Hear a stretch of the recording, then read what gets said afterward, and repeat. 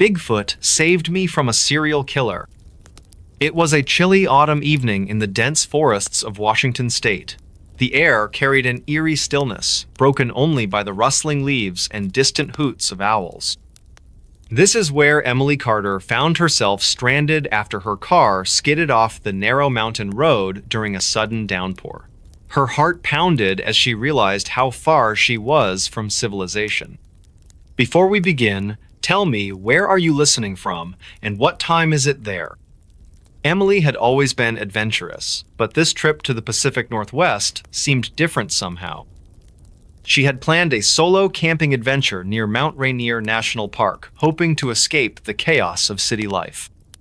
Little did she know that fate would lead her into something far more terrifying than she could ever imagine. As darkness fell over the forest, Emily decided to set up camp under the cover of ancient trees. The moonlight barely penetrated through the thick canopy above, casting long shadows across the forest floor. It was around 9:30 p.m. when she first heard it, a faint whisper carried by the wind. Then came the sound of footsteps, deliberate, slow, methodical. The hairs on her neck stood up as she noticed strange markings carved into nearby tree trunks, symbols she couldn't recognize. Her mind raced with possibilities. Was it some kind of ritualistic sign? Or perhaps just another camper's graffiti? But deep down, she felt uneasy. Something about these marks didn't feel right. Suddenly, a loud crack echoed through the woods as a branch snapped nearby. Emily froze. Her flashlight beam trembled as she scanned her surroundings. That's when she saw him, a figure standing at the edge of her light's reach, tall, thin, with glowing eyes that pierced through the darkness. He wasn't moving, just watching, waiting. Her instincts told her to run. But before she could gather her courage, another presence emerged from deeper within the forest. This one was different, massive, towering, covered in dark fur. Its form moved silently despite its size. Emily's breath caught in her throat as both figures locked eyes. For what felt like eternity, they simply stared at each other. Then it happened. The thin man lunged toward her. In that split second, everything changed. The large creature reacted faster than she thought possible. With a single powerful motion, it intercepted the attacker. What followed was a chaotic struggle between the two beings. Growls, snarls, and the chilling sound of bones breaking. Emily watched in disbelief as the mysterious beast fought fiercely to protect her.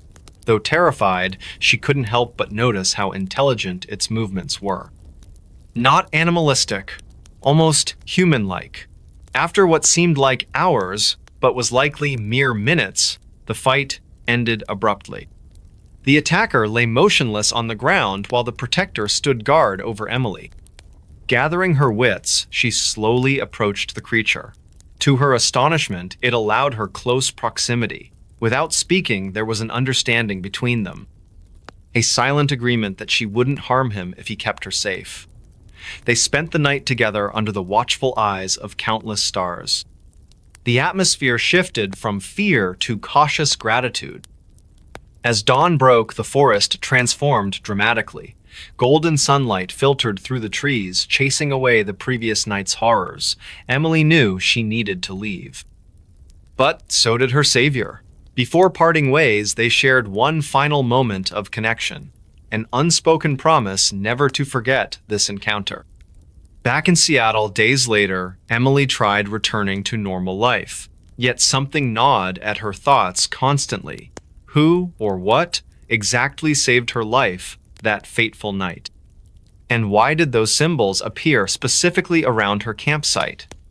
Determined to find answers, she began researching local legends. Stories of Bigfoot sightings became increasingly familiar. Could her protector truly be one of these elusive creatures? But there was more, much more. As she dug deeper, disturbing patterns emerged regarding missing persons cases throughout the region. Each victim disappeared near similar symbol-marked areas. Coincidence? or evidence of something darker lurking in the shadows. Haunted by questions without answers, Emily vowed to uncover the truth, even if doing so meant risking another encounter with either her savior or its deadly adversary. Because now she understood, some things aren't meant to remain hidden forever, and sometimes salvation comes from places we least expect. Bigfoot's footprints led to an unmarked grave. The dense forest of Oregon's Cascade Range was quiet that evening, the kind of silence that felt heavy and unnatural. The sun had dipped below the horizon hours ago, leaving only a faint glow on the western edge of the sky. It was an ordinary night for most people in the small town of Timber Ridge, but not for John Carter, a local hiker who often ventured into the woods alone. He loved the solitude, the peace, and the chance to escape from the chaos of modern life. Little did he know that this particular journey would lead him down a path no one could have predicted. John set out at dusk, his flashlight cutting through the darkness as he followed a narrow trail that snaked its way through towering pines and ancient oaks. The air was cool, carrying with it the earthy scent of damp leaves and moss. His boots crunched softly against the ground, each step deliberate and measured. As he walked deeper into the forest, something unusual caught his eye: a series of large footprints pressed deeply into the soft soil. They were far too big to belong to any known animal or human. Unless, of course, they belonged to Bigfoot. He paused, his heart quickening slightly. This must be some prank, he muttered to himself, though deep down he couldn't shake the feeling that these tracks were real. The prints continued further along the trail, leading him farther away from the safety of the main path. Despite the growing unease in his chest, curiosity got the better of him. He decided to follow them, telling himself he'd turn back if anything seemed truly wrong. As John followed the mysterious footprints, the forest grew darker and more oppressive. The trees seemed to lean inward, their branches forming a canopy overhead that blocked out what little moonlight there was. The temperature dropped noticeably, and a chill ran down his spine. Somewhere in the distance, an owl hooted eerily, its call echoing through the stillness. He stopped momentarily to check his compass, ensuring he hadn't wandered off course. Everything appeared normal except those enormous footprints ahead of him. After about 30 minutes of walking, the trail abruptly ended at the base of a massive redwood tree.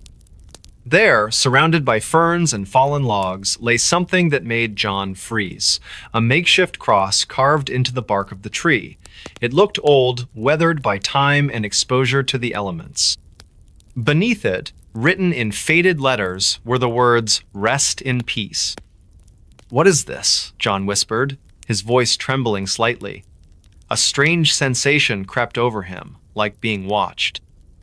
He glanced around nervously, shining his flashlight into the shadows, but saw nothing. Still, the hairs on the back of his neck stood on end. Something wasn't right here. Then he noticed another detail: the footprints didn't stop at the tree. Instead, they circled around it before disappearing entirely. Confused and increasingly uneasy, John crouched down to examine the area more closely. That's when he found I-10 unmarked grave hidden beneath layers of dirt and pine needles. His stomach churned as he realized the significance of what he'd stumbled upon. Why was there a grave so deep in the woods? And why had no one ever mentioned it? His mind raced with questions, but before he could dwell on them too long, a sound broke the silence: a low growl, distant yet unmistakable. John froze again, his breath catching in his throat. Slowly, he turned his head toward the source of the noise. Through the gloom, he thought he saw movementa, dark shape moving between the trees. Panic surged within him, and without hesitation, he scrambled to his feet and began running back the way he came. The forest seemed alive now, every rustle of leaves and snap of twigs magnified tenfold. John's flashlight beam darted wildly as he pushed himself faster, adrenaline fueling his escape. Behind him, the growling grew louder, closer. He dared not look back, fearing what he might see. All he could focus on was reaching the safety of the main trail. Finally, after what felt like an eternity, he burst through the underbrush and onto the familiar path. Collapsing against a nearby boulder, he tried to catch his breath, his chest heaving. For several minutes, all he could hear was the pounding of his own heartbeat. But then, just as he began to calm down, he heard it, the unmistakable sound of heavy footsteps approaching from behind. John bolted upright, fear gripping him anew. He sprinted down the trail, his legs burning with exertion. The footsteps followed relentlessly, closing the gap with alarming speed. Whatever it wasn't slowing down. Desperation clawed at him as he searched frantically for a place to hide. Up ahead, he spotted a hollow log partially buried in the ground. Without thinking twice, he dove inside, pulling dead branches and leaves over the entrance to conceal himself. For what felt like hours, he lay there, barely daring to breathe. The creature, whatever it was, passed close by, its presence almost palpable.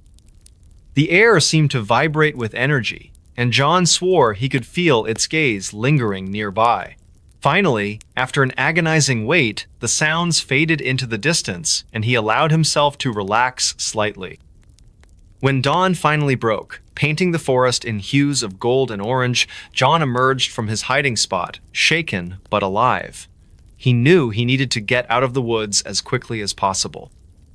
Along the way, he passed the same redwood tree where he'd discovered the grave.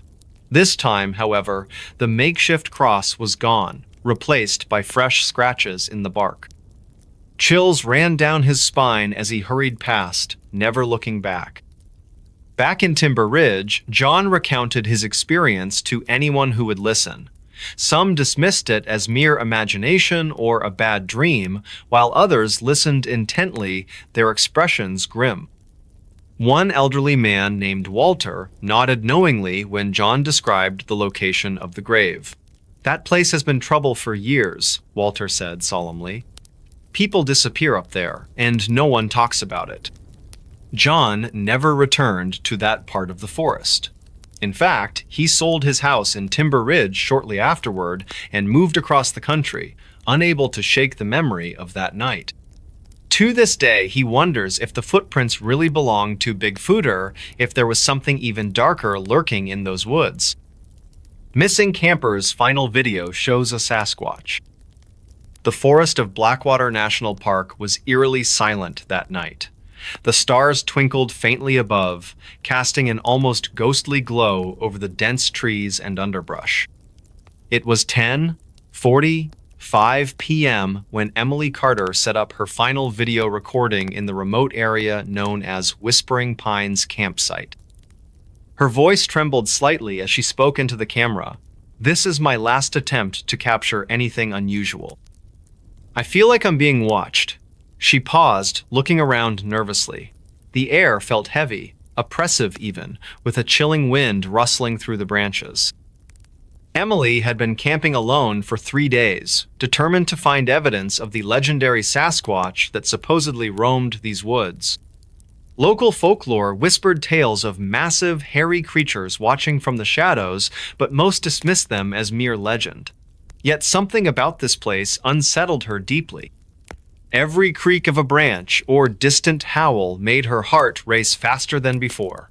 At 11:17 p.m., her camera captured what would become the most debated piece of footage in modern history. As she panned the camera slowly across the clearing, the initial images showed nothing out of the ordinary, just the usual forest scenery bathed in moonlight. But then, at the edge of the frame near Old Willow Tree, a shadow moved unnaturally fast. Emily gasped audibly on the recording. What was that? She zoomed in quickly, revealing a figure standing approximately 8 feet tall, covered in dark fur. Its eyes glowed faintly in the darkness, reflecting the dim light of her flashlight. The creature stood perfectly still, observing her with an intensity that sent shivers down Emily's spine. For several long seconds, they locked gazes through the lens of her camera. Then, without warning, it vanished into the trees so swiftly it seemed almost supernatural. Emily stammered, I don't know what just happened. That thing. It wasn't human. Her hands shook visibly as she lowered the camera, fear evident in every word. Moments later, another sound echoed through the forest, low growls emanating from multiple directions. Emily packed her gear hurriedly, panic rising with each passing second. "I need to get out of here," she muttered, trying to keep her voice steady. As she turned off the camera for the final time that night, strange noises surrounded her. Snapping twigs, crunching leaves, and deep guttural sounds unlike anything she'd ever heard before. When search parties found Emily's abandoned campsite 2 days later, there was no sign of her anywhere. All they discovered was the damaged remains of her tent, scattered belongings, and the chilling video footage she'd recorded. Investigators noted peculiar tracks leading away from the site, much larger than any known animal species, but dismissed them officially as bear prints despite their unusual pattern. Back in town, locals exchanged uneasy glances upon hearing the news. Many remembered similar disappearances throughout the decades, always occurring during full moons near Whispering Pines.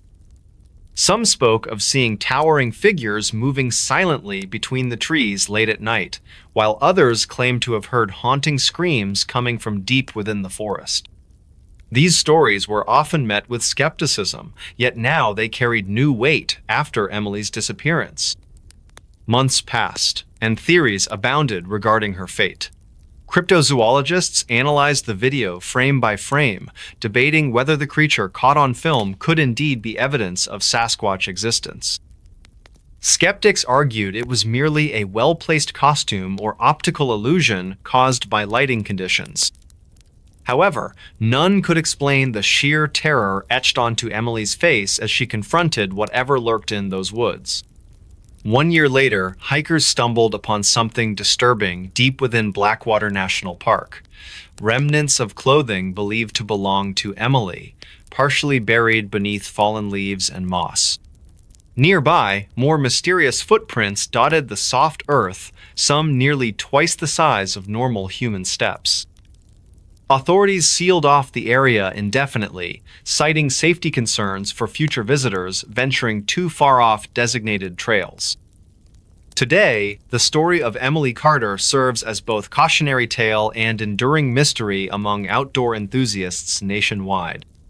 Those brave enough to visit Whispering Pines campsite report eerie sensations, feelings of being watched, unexplained noises, and sometimes glimpses of fleeting movement just beyond reach of sight. Rangers warn against overnight stays in the vicinity due to numerous reports of unsettling encounters since Emily's vanishing act. For many Americans, especially those living near wooded regions where such legends thrive, the possibility of Sasquatch remains tantalizingly real. Whether mythical beast or misunderstood creature, its presence continues to haunt our collective imagination. And perhaps somewhere deep within Blackwater National Park, amidst ancient trees and shadowy clearings, Emily's unanswered questions linger alongside the cryptic entity that took her away that fateful night. Bigfoot stalked our camp for 3 nights. It was a chilly autumn evening in the Cascade Mountains of Washington State. The air smelled of pine and damp earth as we set up camp near Lake Wenatchee. A group of 5 friends, Mark, Jake, Emily, Tom, and Lisa had decided to spend their long weekend exploring this remote wilderness area known for its breathtaking views and serene surroundings. Little did they know that their adventure would turn into something far more terrifying than any of them could have imagined. We arrived at the lake just before sunset on Friday.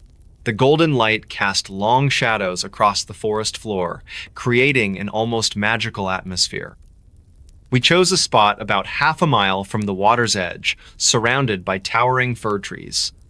It felt like stepping into another world, a place untouched by civilization. As night fell, the temperature dropped sharply, and the sounds of the forest came alive around us. Crickets chirped rhythmically, owls hooted in the distance, and occasionally the wind rustled through the branches above. On our first night, everything seemed normal. We gathered around the campfire, sharing stories and laughing under the starlit sky. But sometime after midnight, when most of us were already asleep inside our tents, strange noises began to echo through the woods. At first, it sounded like branches snapping far off in the distance. Then came deeper thuds, as if something heavy was walking nearby.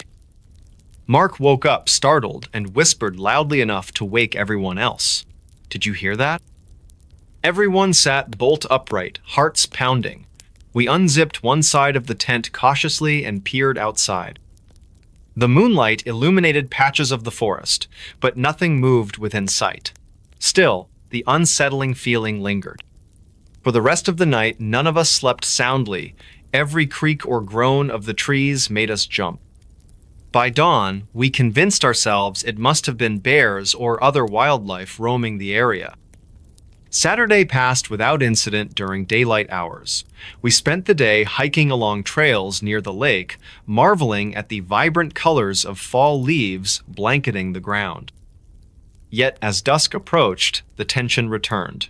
That evening, while preparing dinner over the fire, we noticed unusual tracks in the soft soil near the edge of our campsite. They weren't bear prints nor deer hooves. These were enormous footprints, nearly twice the size of a human's, with distinct toe marks. Our laughter faded instantly, replaced by uneasy silence. As darkness enveloped the forest once again, the eerie sounds resumed. This time, however, they were closer, much closer. Branches cracked right outside our tents. Leaves crunched beneath unseen feet. Heavy breathing echoed faintly through the stillness. Panic bubbled up among us. No one dared step out of their tent. Instead, we stayed huddled together, clutching flashlights and whatever makeshift weapons we could find. Each noise sent shivers down our spines. The second night stretched endlessly. Sleep eluded us entirely as we listened intently to every movement outside. Around 3 a.m., a loud crash shook the entire camp. Something had knocked over one of our chairs near the fire pit. Then came a guttural growl, not angry, but rather curious and low-pitched. It sent chills racing up my spine. My hands trembled, holding the flashlight beam steady toward the source of the sound. Nothing showed up in the narrow circle of light. By Sunday morning, exhaustion weighed heavily on all of us. We debated whether to leave immediately or stay put until dark. Reluctantly, we agreed to pack up quickly and head back to civilization. However, fate had other plans. During breakfast preparation, another round of mysterious noises started. Only now, these weren't random. They followed a pattern. Whoever or whatever was out there circled our camp methodically, pausing periodically as though observing us. At this point, fear gripped us tightly. Communication between us became strained, short sentences filled with urgency. "What do we do?" "Stay calm," someone replied, though their voice quivered noticeably. Time slowed down as each second brought new anxiety. Finally, mid-afternoon, we managed to dismantle our gear and load everything onto backpacks. Before departing, we scanned the dense foliage surrounding us one last time. There, hidden partially behind a tree trunk, stood a shadowy figure watching silently. Too tall to be human, covered in thick fur, eyes glowing faintly in reflection of sunlight filtering through canopy. Without hesitation, we fled down the trail as fast as possible. Adrenaline fueled our steps despite fatigue setting in.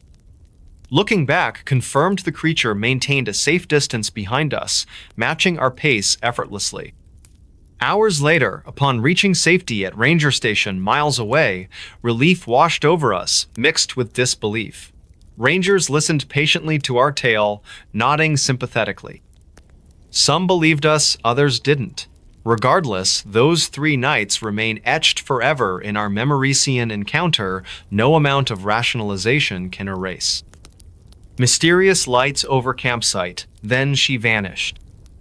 It was a crisp autumn evening in the heart of Colorado's Rocky Mountains. The sun had dipped below the jagged peaks, painting the sky with hues of orange and purple. A young woman named Emily sat by her campfire at Willow Creek Campground, enjoying the serenity that only nature could provide. Her tent was pitched just a few feet away, its nylon walls glowing faintly from the firelight. The air was cool, carrying the earthy scent of pine needles and damp soil. Emily had always loved camping. It was her escape from the bustling city life of Denver, where she worked as a graphic designer. She arrived earlier that day, setting up her gear under the watchful gaze of towering evergreens.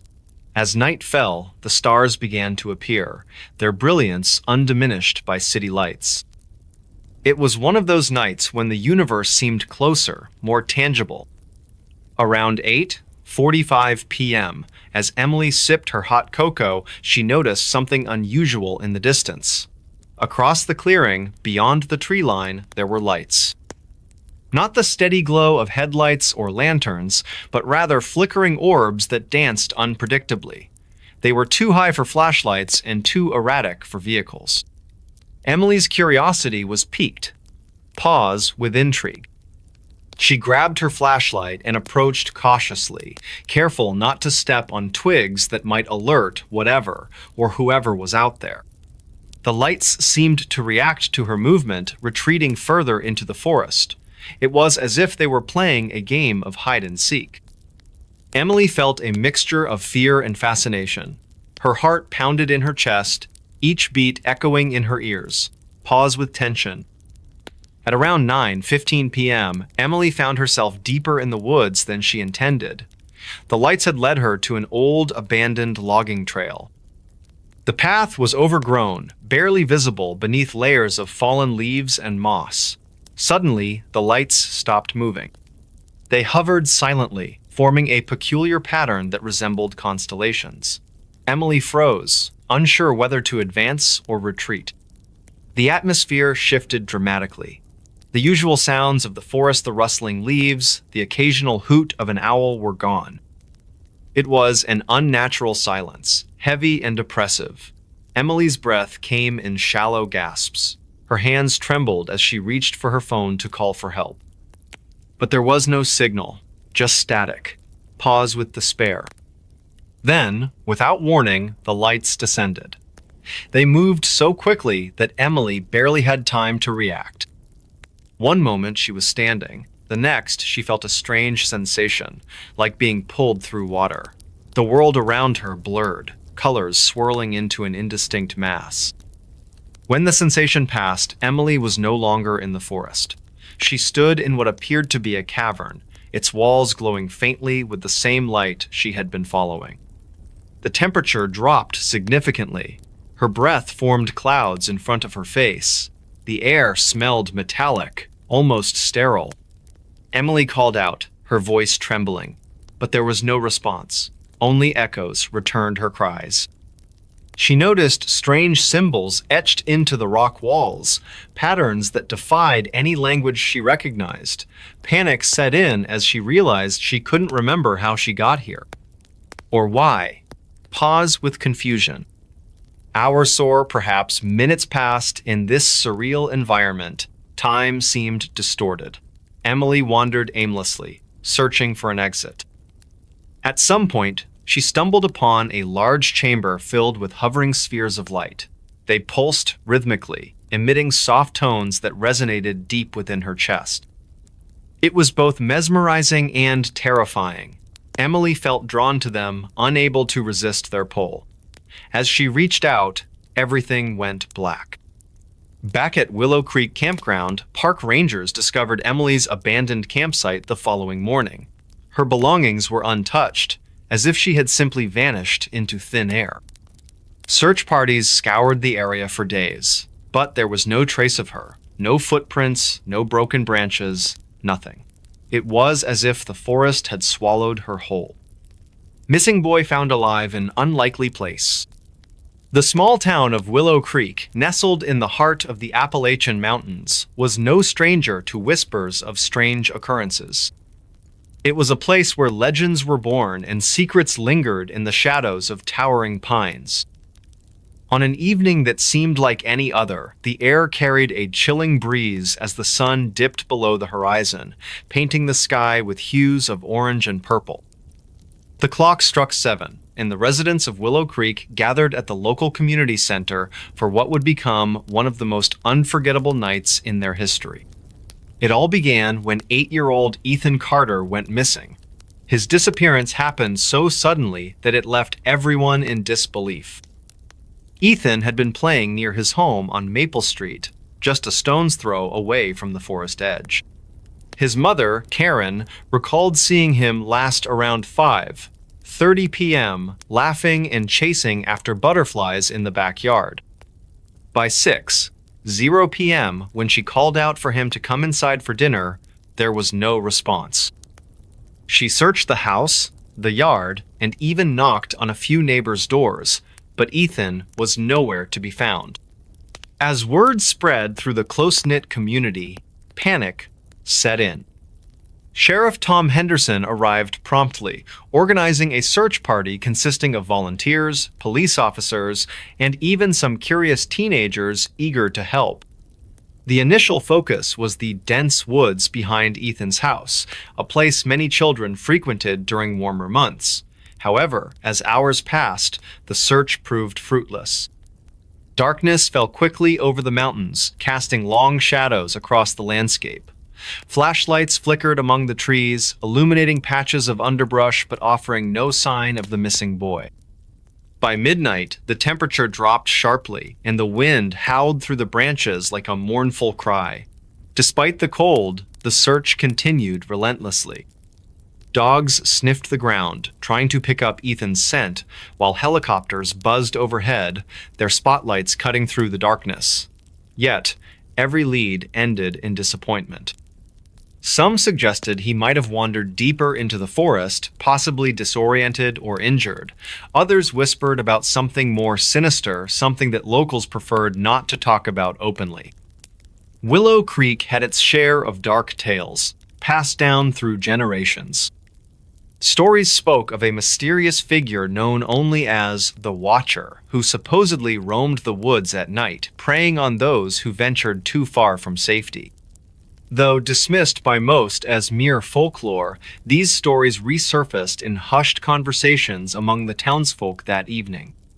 Fear mingled with determination as they pressed on, hoping against hope that Ethan was still alive. At dawn, the search resumed with renewed vigor. This time, however, attention turned to areas less expected.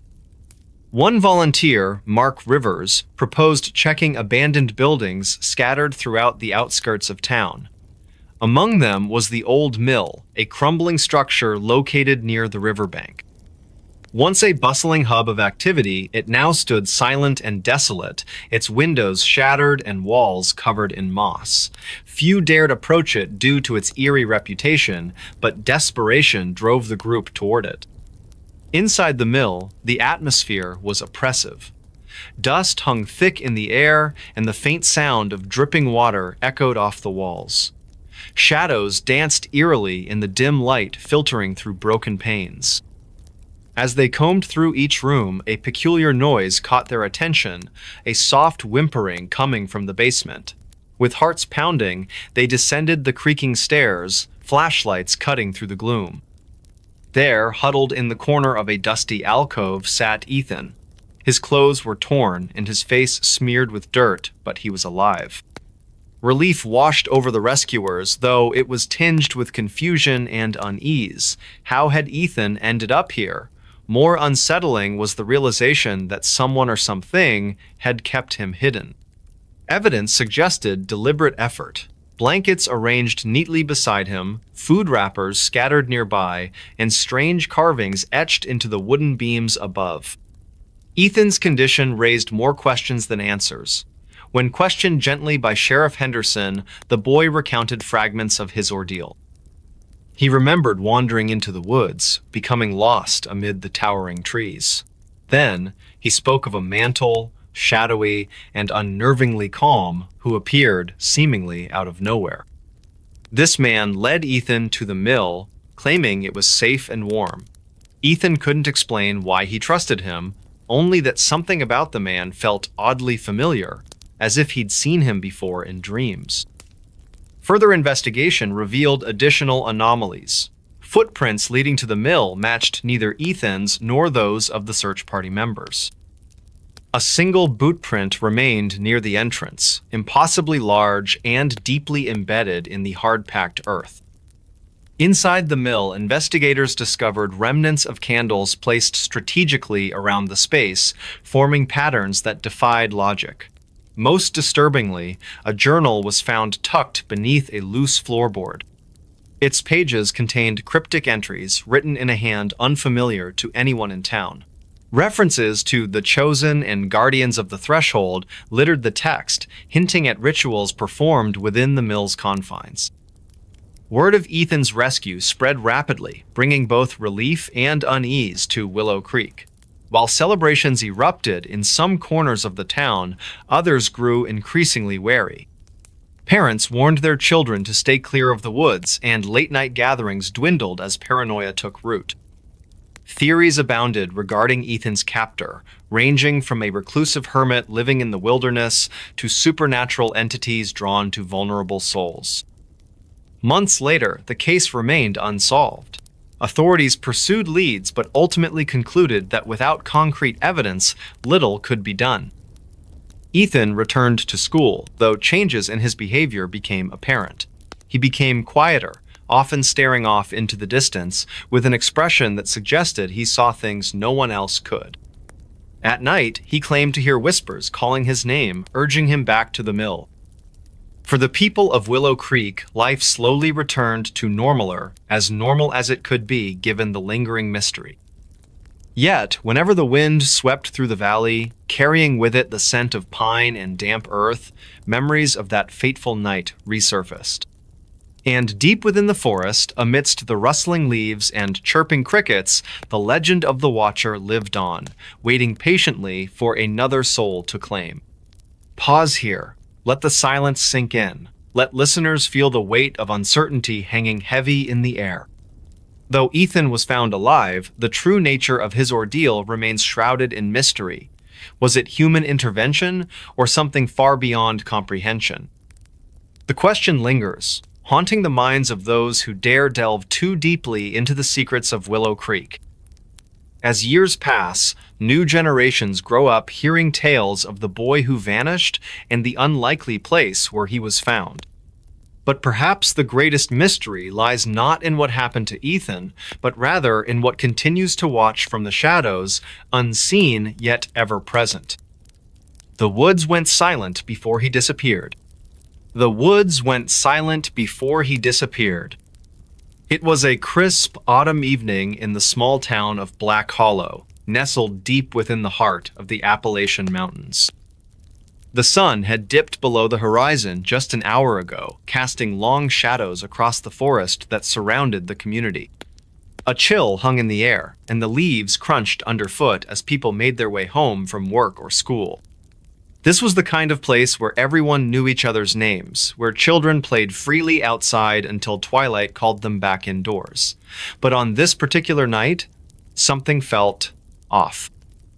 The name John Carter wasn't unfamiliar to anyone in Black Hollow. He was the local park ranger who had dedicated over 2 decades of his life to preserving the wilderness surrounding the town. With his weathered face and warm smile, he was beloved by all, always ready with advice for hikers or stories about the animals that roamed the woods. That day, however, John ventured deeper into the forest than usual. It was supposed to be a routine checkup of some old logging trails that hadn't been used in years, but it would turn out to be anything but ordinary.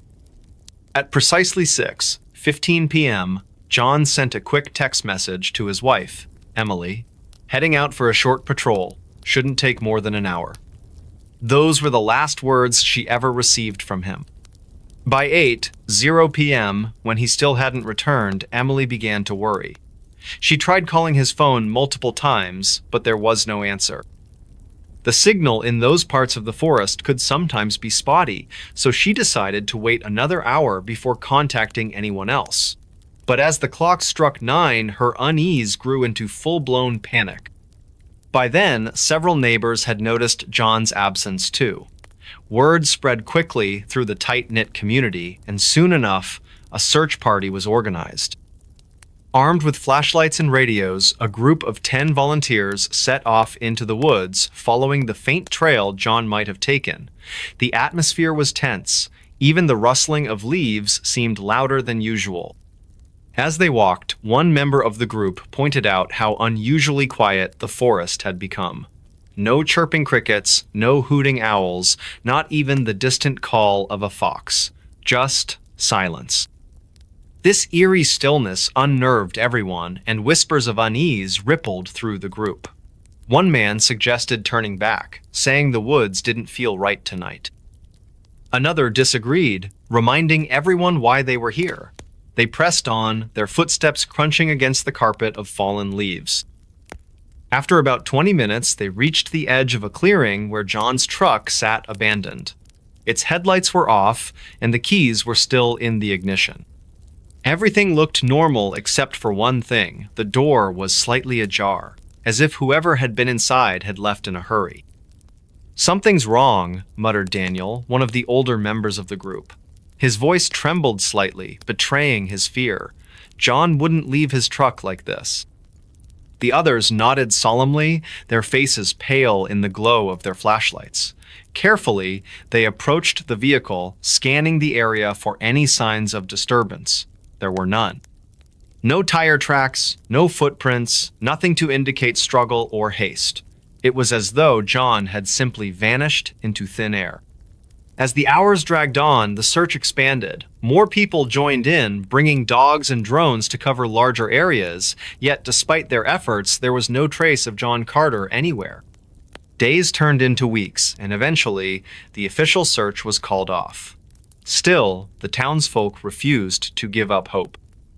Every now and then, someone would claim to have seen a shadow moving between the trees at night, or heard strange noises coming from the woods. These sightings only fueled speculation and fear among the residents of Black Hollow. Years later, a young boy named Marcus stumbled upon something while playing near the outskirts of the forest. Hidden beneath a pile of mossy rocks, he found a tattered notebook belonging to John Carter. Inside, the pages were filled with cryptic entries detailing strange occurrences in the woods. He spoke of hearing whispers when no one was around, feeling eyes watching him from the darkness, and sensing an overwhelming presence whenever he entered certain parts of the forest. The final entry read, "I don't know what's happening anymore. The woods, they're alive. I can feel it. And they want me." Marcus showed the notebook to his parents, who immediately brought it to the authorities. Experts examined the writings closely, trying to make sense of what John might have encountered. Some dismissed it as paranoia brought on by years of isolation in the wild. Others weren't so sure. The mystery of John Carter's disappearance remains unsolved to this day, haunting the people of Black Hollow and serving as a chilling reminder that some secrets are best left buried. And so, whenever the wind howls through the trees and the forest falls silent once more, the residents of Black Hollow remember the man who disappeared without a trace and wonder if perhaps, somewhere deep within the woods, he's still listening, waiting, watching. Entire search party vanished in National Park. It was a crisp autumn morning in the heart of Yellowstone National Park when an experienced search party vanished without a trace. The park, vast and untamed, stretched endlessly under a sky painted with hues of orange and blue. It was October, and the air carried a chill that sent shivers down the spines of those who dared venture deep into its wilderness. This is the story of 5 individuals. Mark, Emily, Jacob, Lily, and Tomashu embarked on what should have been a routine mission, but ended up disappearing forever. The group had assembled at dawn near the Old Faithful Geyser area, a place bustling with tourists eager to witness nature's clockwork eruption. They were tasked with locating another missing hiker reported 2 days prior. Mark, the leader of the team, stood tall among them, his voice steady as he briefed everyone before they set out. We'll follow the trail south toward Shoshone Lake, he said firmly, pausing for effect. Stay together and keep your radios on at all times. His tone carried authority, yet there was a hint of unease beneath it, something only someone familiar with him could detect. Emily, the youngest of the group, adjusted her backpack nervously while glancing around at the towering pines surrounding them. She had always loved the outdoors but felt uneasy this morning, though she couldn't quite put her finger on why. Jacob, a seasoned ranger known for his sharp wit and quick thinking, gave her a reassuring smile. "Don't worry, kid," he joked lightly, clapping her shoulder. "If anything weird happens, I'll protect you from the bears." His laughter echoed briefly through the trees, breaking some of the tension hanging in the air. Lily, the biologist of the group, scribbled notes in her journal about the local flora and fauna, her mind preoccupied by the strange behavior of birds she'd observed earlier that week. "They've been unusually quiet," she murmured softly to herself, more concerned than curious now. Thomas, the tech specialist responsible for maintaining communication equipment, double-checked each device meticulously. He nodded confidently once everything seemed operational, though deep inside he harbored doubts about how reliable these gadgets would be deep within the forest where signals often faltered. As the sun climbed higher, casting golden light over the dense woods, the group began their trek along well-marked trails leading deeper into the park's interior. At first, everything appeared normal: the crunch of leaves underfoot, the distant calls of wildlife, the occasional rustle of wind through branches. But as hours passed and the landscape grew increasingly remote, subtle changes started creeping into their surroundings. Around midday, just as they approached a secluded meadow surrounded by ancient evergreens, the atmosphere shifted abruptly. A sudden silence enveloped the area, so profound it felt unnatural. Not even the faintest whisper of breeze stirred the leaves above them. Mark stopped abruptly, raising a hand to signal caution. "Something doesn't feel right," he whispered hoarsely, his brow furrowed in concentration. The others exchanged wary glances, sensing the same oppressive stillness pressing against their senses like an invisible weight. And then came the sound, a low, guttural growl emanating from somewhere beyond the tree line. It wasn't the kind of noise associated with any known animal species in the park. It was deeper, darker, almost otherworldly. Jacob instinctively reached for his flashlight, flicking it on despite the daylight. "What the hell was that?" he demanded sharply, his usual humor replaced by raw anxiety. No one answered immediately. Instead, they listened intently, waiting for whatever made that sound to reveal itself. Minutes dragged on, heavy with anticipation. By late afternoon, the situation worsened dramatically. Their GPS devices malfunctioned simultaneously, displaying erratic readings that defied logic. Radio transmissions became garbled, voices distorted beyond recognition. Panic bubbled beneath the surface as frustration mounted. "This isn't possible," Thomas exclaimed angrily, slamming his fist against a tree trunk in frustration. Lily examined the ground closely, noting peculiar tracks unlike anything she'd seen before, too large, too symmetrical, too alien. Her scientific curiosity clashed violently with growing dread gnawing at her resolve. Night fell swiftly, plunging the forest into darkness so thick it seemed tangible. Fires crackled weakly, providing little comfort against the encroaching shadows. One by one, members of the group disappeared mysteriously, leaving behind no evidence or explanation. First was Thomas, who wandered off claiming he saw movement in the bushes nearby. Then Jacob, drawn away by phantom whispers calling his name. Emily screamed moments later, her cries fading into silence before anyone could reach her location. Only Mark and Lily remained, huddled together in terror as unseen forces closed in around them. In the final hours of their ordeal, they stumbled upon an ancient stone structure hidden deep within the woods, its origins unknown and purpose unclear. Symbols carved into the walls glowed faintly in the moonlight, pulsating rhythmically as if alive. Mark touched one hesitantly, triggering a chain reaction that sealed their fate. The last transmission intercepted by authorities consisted solely of static punctuated by muffled screams and unintelligible pleas for help. Only his camera found after he disappeared. The sun was setting over the dense woods of Blackwater National Park in Maryland, casting long shadows across the rugged terrain. It was late afternoon when a young man named Ethan Carter set out on what would be his final hike. He had arrived at the park earlier that day, eager to capture the beauty of the forest with his camera. Ethan was known for his passion for photography and often ventured into remote areas to find the perfect shot. This time, however, he disappeared without a trace, leaving behind only his camera.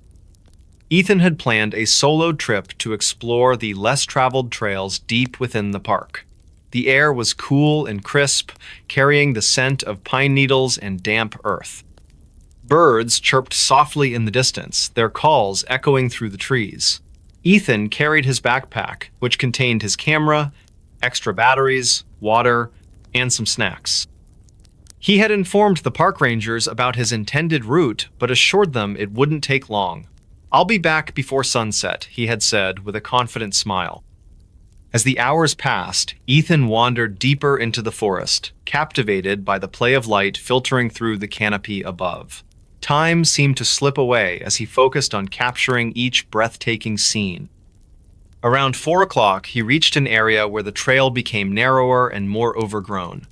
The atmosphere shifted subtly, the once lively sounds of wildlife grew quieter, replaced by an eerie stillness. A faint chill ran down Ethan's spine, though he brushed it off as nothing more than his imagination. By 5 o'clock, the sunlight had faded considerably, and the woods took on a darker, more ominous tone. Ethan paused to check his map, realizing he might have strayed slightly from the marked path. Concerned, but not yet alarmed, he decided to retrace his steps. As he turned around, however, something caught his eye: a strange symbol carved into the bark of a nearby tree. It looked ancient, almost ritualistic, and sent a shiver up his spine. He quickly snapped a photo, hoping to examine it more closely later. Little did he know, this image would become one of the last pieces of evidence of his existence.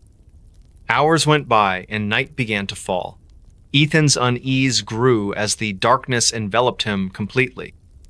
The temperature dropped sharply, and the silence was now absolute, save for the occasional rustle of leaves in the wind. At some point, Ethan must have stumbled or fallen because his belongings were later found scattered near a cluster of boulders. His backpack lay open, its contents spilled out, including his water bottle and snacks. Most disturbingly, his camera remained intact, as if deliberately left behind.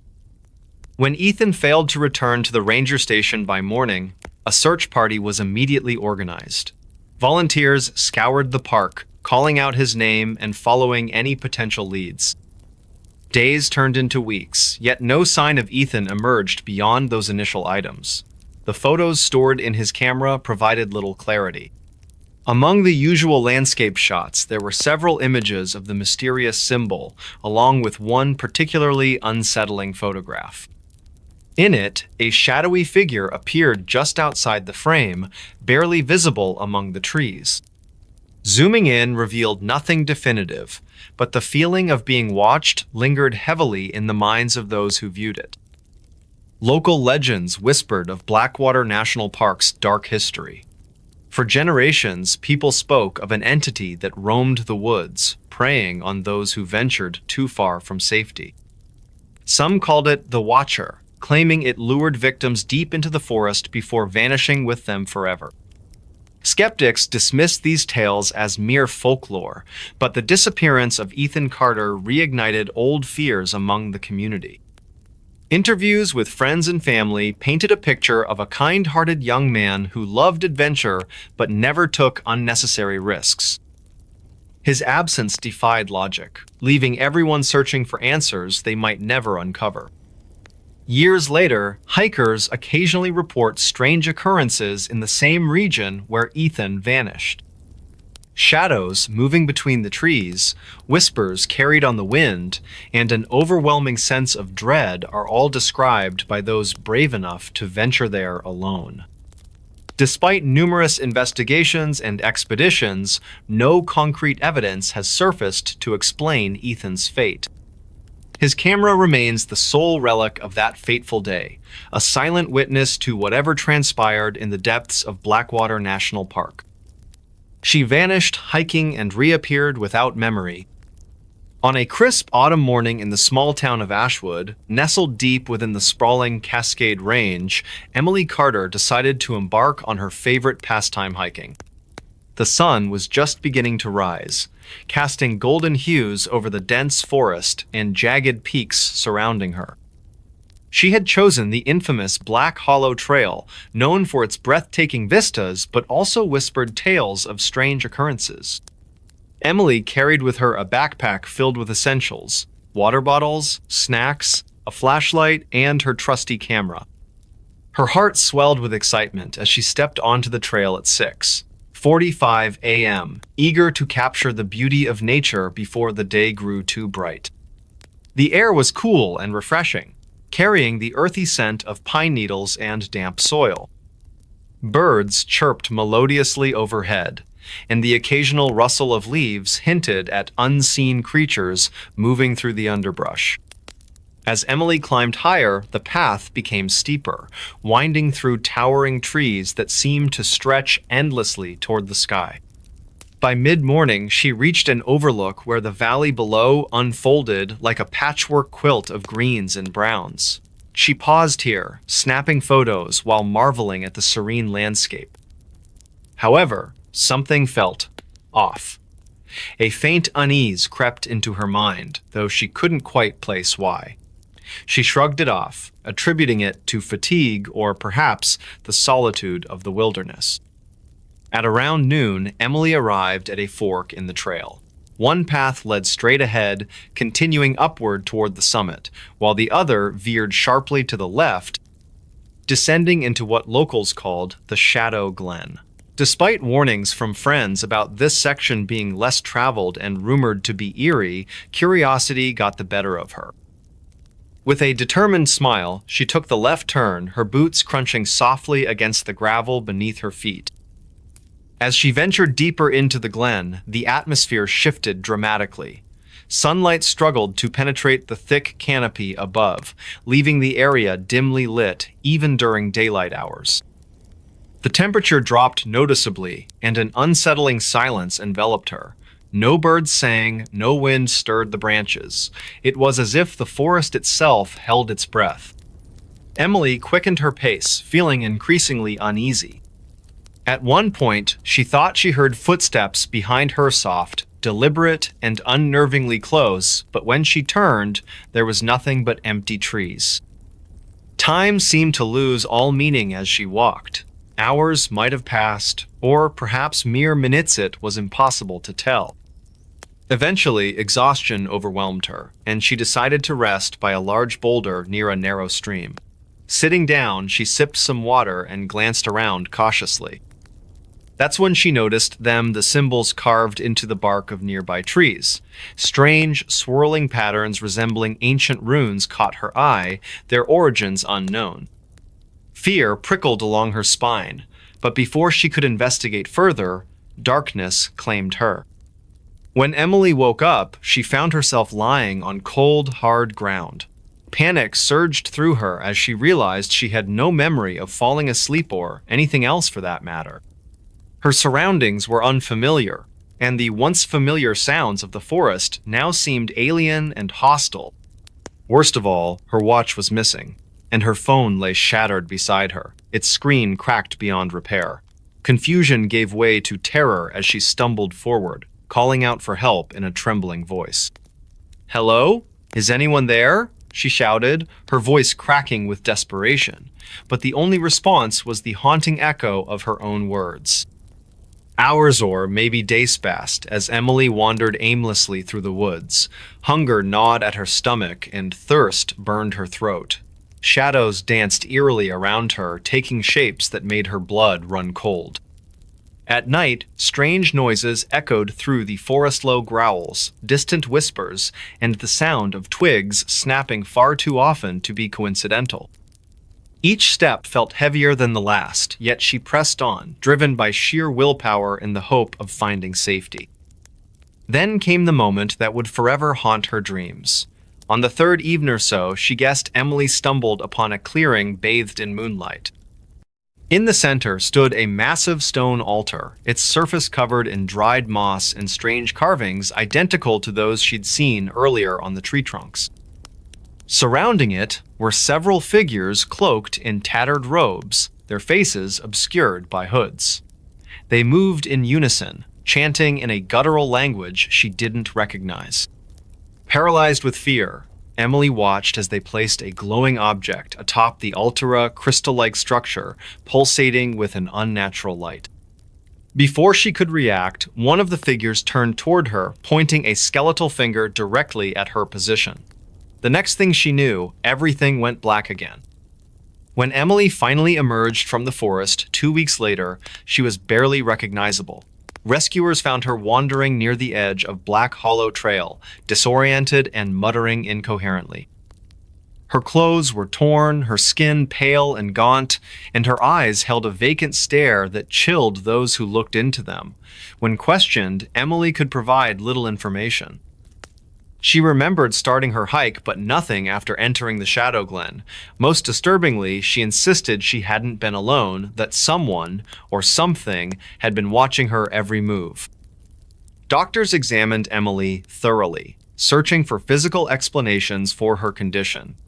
While malnourishment and dehydration accounted for some symptoms, others remained inexplicable. MRI scans revealed unusual activity in certain regions of her brain, suggesting trauma or exposure to phenomena beyond conventional understanding.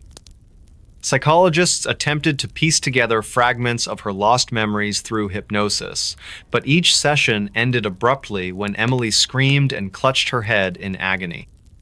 News of Emily's disappearance and miraculous return spread quickly throughout Ashwood, reigniting old legends about the Black Hollow Trail. Some spoke of cursed lands guarded by spirits angered by human intrusion. Others whispered of secret cults practicing dark rituals deep within the forest. Whatever the truth may be, Emily refused to speak of it publicly. Instead, she locked herself away in her home, haunted by nightmares and plagued by fleeting images of glowing crystals and hooded figures. Serial killer hid victims in plain sight. The small town of Willow Creek, nestled deep within the heart of rural America, was known for its serene beauty and tight-knit community. The rolling hills, lush forests, and picturesque farms painted a tranquil image that attracted visitors year-round. Yet beneath this idyllic surface lay a chilling secretone, so sinister it would haunt the townspeople long after the truth came to light. It all began on a crisp autumn morning when Emma Carter, a local librarian with an insatiable curiosity, noticed something peculiar about Mr. Grayson, the reclusive owner of the antique shop downtown. For years, he had been regarded as nothing more than a quiet man who preferred solitude over socializing. But whispers began circulating around town when several residents went missing without explanation. At first, people dismissed these disappearances as coincidence accidents or perhaps someone leaving town quietly, but then came the discovery that changed everything. Mr. Grayson lived in a modest house at the edge of Willow Creek, surrounded by dense woods that seemed almost alive with mystery. His home, though unassuming from the outside, concealed horrors beyond comprehension. It wasn't until Detective Marcus Lane arrived from the neighboring city to investigate the string of disappearances that the pieces started falling into place. What they uncovered inside Grayson's home sent shockwaves through the entire nation. The investigation began one foggy evening when Emma approached Detective Lane with her concerns. She recounted how Grayson often spoke cryptically about collecting treasures during their rare conversations at the bookstore. Her instincts told her there was more to his words than met the eye. Lane listened intently, noting the unease in Emma's voice and deciding to pay Grayson a visit early the next morning. Grayson answered the door calmly, inviting them inside with what appeared to be genuine hospitality. As Lane and Emma stepped into the living room, they were struck by how normal everything seemed at first glance. Bookshelves lined the walls, filled with novels and historical texts. A fireplace crackled softly in the corner, casting a warm glow across the space. But as Lane scanned the room, his trained eye caught details others might have missed. Photographs carefully arranged on the mantel, each depicting individuals whose faces were eerily familiar yet impossible to place. Detective Lane asked Grayson about the photos, casually mentioning some of the missing persons cases plaguing the town. To his surprise, Grayson didn't flinch. Instead, he smiled faintly, explaining that those people were part of his collection, a term that sent chills down Emma's spine. He spoke matter-of-factly, as if discussing hobbies rather than human lives. It became clear that Grayson saw himself not as a killer, but as a curator, preserving what he believed to be beautiful souls forever trapped in time. As the hours passed, Lane pressed further, observing every detail of the house. In the basement, hidden behind a false wall, lay the horrifying truth. Row upon row of glass jars filled with preserved body parts stood like morbid trophies under dim lighting. Among them were personal belongings, watches, jewelry, even letter siege tied to someone who had vanished from Willow Creek. The air grew heavy with dread as Lane realized the extent of Grayson's depravity. Meanwhile, upstairs, Emma discovered another shocking revelation. Hidden within the attic was a series of meticulously kept journals detailing Grayson's interactions with his victims. Each entry revealed a twisted fascination with their lives, capturing mundane moments before their fateful encounters with him. Reading through the pages, Emma felt her stomach churn as she understood how Grayson had manipulated trust and friendship to lure unsuspecting victims into his web. Back in the basement, Lane confronted Grayson directly, demanding answers. With eerie calmness, Grayson admitted to hiding his victims right under the town's nose, manipulating their routines until they became isolated enough to disappear unnoticed. He described how he chose targets based on specific traits: kindness, vulnerability, or simply being out of place, and how he integrated himself into their lives subtly, becoming indispensable yet invisible. As dawn broke over Willow Creek, authorities swarmed the property, uncovering evidence that confirmed Grayson's crimes. Neighbors gathered outside, whispering in disbelief as news spread throughout the town. How could such evil exist among them, and why hadn't anyone noticed sooner? Questions lingered in the air, unanswered but ever present. The once peaceful community now bore scars that would take generations to heal. In the weeks following Grayson's arrest, therapy sessions became common practice in Willow Creek. Residents struggled to reconcile their memories of him with the monstrous reality. Children played less freely near the woods where Grayson once roamed, while adults cast wary glances toward strangers passing through town. Even years later, whenever fog rolled in or wind rustled through the trees, echoes of fear remained etched in the collective psyche of Willow Creek's inhabitants. For Detective Lane, solving the case brought little satisfaction. The weight of knowing how many lives had been shattered haunted him daily. He often returned to the journal entries found in the attic, searching for patterns or clues that might have prevented the tragedy. Each word written by Grayson served as a grim reminder of humanity's capacity for darkness and the importance of vigilance against it. And Emma? She never fully recovered from what she witnessed. Though grateful for having helped bring justice, she couldn't shake the feeling that something darker still lurked within Willow Creek's shadows. On quiet nights, she'd sit by her window staring out at the forest where Grayson used to walk. Sometimes she swore she saw movement among the tree shapes, too fleeting to confirm, but impossible to ignore. Were they figments of her imagination or remnants of Grayson's influence lingering long after his capture? The answer remained elusive, leaving only questions hanging in the silence. Years later, Willow Creek tried to move forward, rebuilding its identity piece by painstaking piece. Memorials were erected for the lost souls, serving both as tributes and warnings to future generations. Yet no amount of healing could erase the scars carved into the land itself. Visitors sometimes reported strange sensations walking through the woods, claiming they heard whispers carried on the breeze or worse, saw figures watching them from afar. Locals warned newcomers away from certain trails, citing folklore born of real events. Though Grayson eventually faced trial and imprisonment, his legacy endured in ways no one anticipated. Psychologists studied his methods, attempting to understand the psychology behind his actions. Writers penned books exploring the case, drawing attention to the dangers of complacency in small-town life. And filmmakers captured the essence of horror in documentaries and movies inspired by the true story. Through it all, one thing remained constant: the knowledge that evil can hide anywhere, even in plain sight. He escaped a serial killer's dungeon alive. It was a cold, dark night in the small town of Pine Hollow, USA. The kind of night where shadows seemed to stretch unnaturally long, and every sound carried an eerie echo through the quiet streets. This is the story of James Carter, a 28-year-old mechanic who would never forget what happened that fateful evening.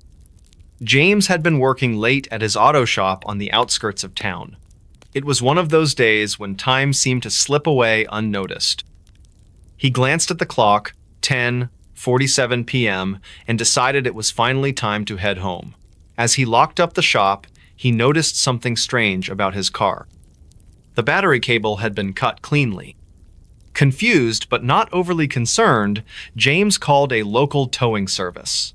The operator said it would be about 30 minutes before someone could get to him. Standing under the dim light of the shop's security lamp, James tried to shake off the growing unease in his gut. The air felt heavier than usual, and the silence around him seemed almost oppressive. At exactly 11:15 p.m., a black van pulled into the driveway.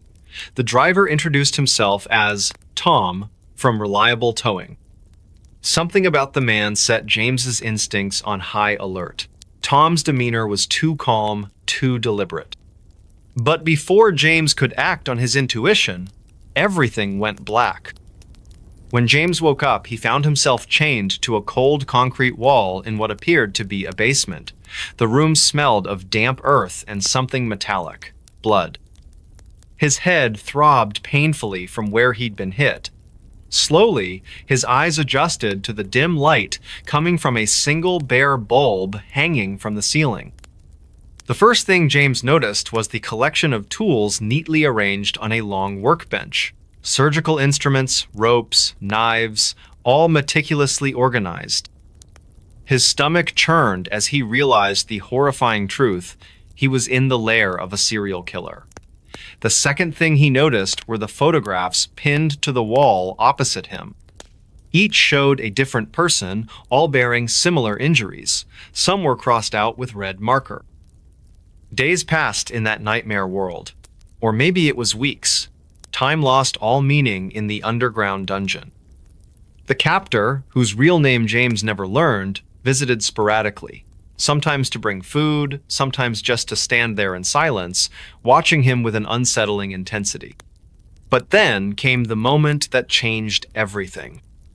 One night, while their captor was distracted by a phone call upstairs, James managed to loosen his chains using a piece of broken glass he'd hidden during one of his feeder visits. The opportunity was fleeting, but James knew this might be his only chance. Moving silently despite his aching body, James navigated through the labyrinthine basement. Every step echoed ominously in the stillness. His heart pounded so loudly he feared it would give him away. Finally, he reached a heavy metal door. It took several agonizing minutes to pry it open enough to squeeze through. The fresh night air hit him like a physical force. Freedom tasted sweeter than anything he'd ever known. But his ordeal wasn't over yet. James needed to find help without leading anyone back to the dungeon. Stumbling through the woods surrounding the property, he eventually reached a rural highway. A passing truck driver stopped when he saw James's disheveled state. The man called the police immediately. When authorities searched the location James described, they uncovered horrors beyond comprehension. Multiple bodies, each showing signs of prolonged captivity and torture. Evidence suggested the killer had been operating for years. James spent months recovering physically and psychologically. The trauma would stay with him forever, but he also became a symbol of hope for others. By surviving against impossible odds, he helped bring justice to victims who couldn't speak for themselves. And though he'll never forget those dark days in the dungeon, James chooses to focus on living fully in the present. The case remains open as authorities continue searching for the elusive predator. Meanwhile, James has dedicated his life to raising awareness about human trafficking and supporting other survivors. In the quiet moments when memories threaten to overwhelm him, he reminds himself of the simple truth that kept him going through those darkest hours. Life is precious and worth fighting for, no matter the cost. This is James Carter's story, a tale of survival, resilience, and triumph over unimaginable horror. And though the scars may never fully fade, they serve as a powerful reminder of the human spirit's incredible capacity to endure. Even in the face of pure evil, the town of Pine Hollow has mostly returned to normal, though some say they can still hear faint cries echoing through the forest on quiet nights. Whether it's just the wind or something more sinister remains unknown. What we do know is that James Carter's courage continues to inspire countless others facing their own personal darkness. Proof that even in our lowest moments, there's always a chance for light. Last photo of hiker revealed horrifying detail. The last photo of hiker revealed horrifying detail. A soft breeze swept through the dense forest of Mount Rainier National Park as Emily Carter prepared for her morning hike. The sun had barely risen above the horizon, casting a golden glow over the mist-covered trees at 6:15 a.m. Her breath created small clouds in the crisp mountain air as she adjusted her backpack and checked her camera one last time. The park rangers had warned about the unpredictable weather, but Emily felt confident with her years of hiking experience. At 7:30 a.m., Emily reached the first significant landmark, an ancient cedar tree that stood like a guardian at the edge of the trail. She paused to take a few photos, capturing the way the sunlight filtered through the thick canopy. Little did she know this would be one of the last normal moments of her journey. By 9:45 a.m., the trail had become increasingly difficult, with roots snaking across the path and rocks covered in moss. Emily's GPS signal began to weaken, causing her to feel a slight unease. Still, she pressed on, driven by her passion for discovering hidden beauty in nature. Around noon, she arrived at a secluded clearing where wildflowers painted the ground in vibrant colors. It was here she took what would later become known as the horrifying photo. Emily noticed something peculiar about half a mile ahead, what appeared to be a large shadow moving between the trees despite the stillness of the forest.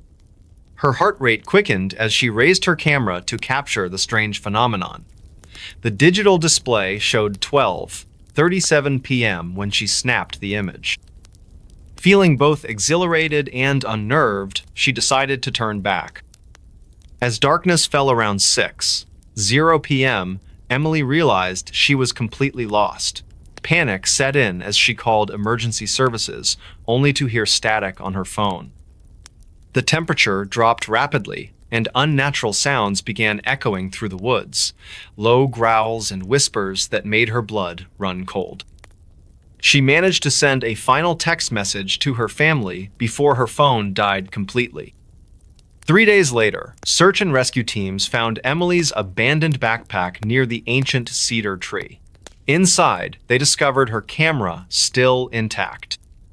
When the photos were reviewed, investigators froze at the final image. In the background, clearly visible among the trees, was the silhouette of a figure standing far too still. Its posture was unnatural, with limbs positioned in ways human anatomy shouldn't allow. Worst of all, the figure seemed to be staring directly at Emily from a distance impossible to cover in the time between shots. The discovery sent shockwaves through the community. Local legends spoke of a creature known to wander these woods, preying on those who ventured too deep into its territory. Park rangers increased patrols and issued warnings to hikers, but nothing could explain the chilling details captured in that final photograph. Months passed, yet Emily remained missing. Her family held on to hope, while experts debated the authenticity of the image. Skeptics claimed it was merely a trick of light, while believers pointed out inconsistencies that defied natural explanation. The debate continued until another hiker disappeared under similar circumstances 2 years later. Today, visitors to Mount Rainier often report strange sensations along that particular trail, a feeling of being watched, cold spots appearing out of nowhere, and eerie noises that seem to come from everywhere and nowhere simultaneously.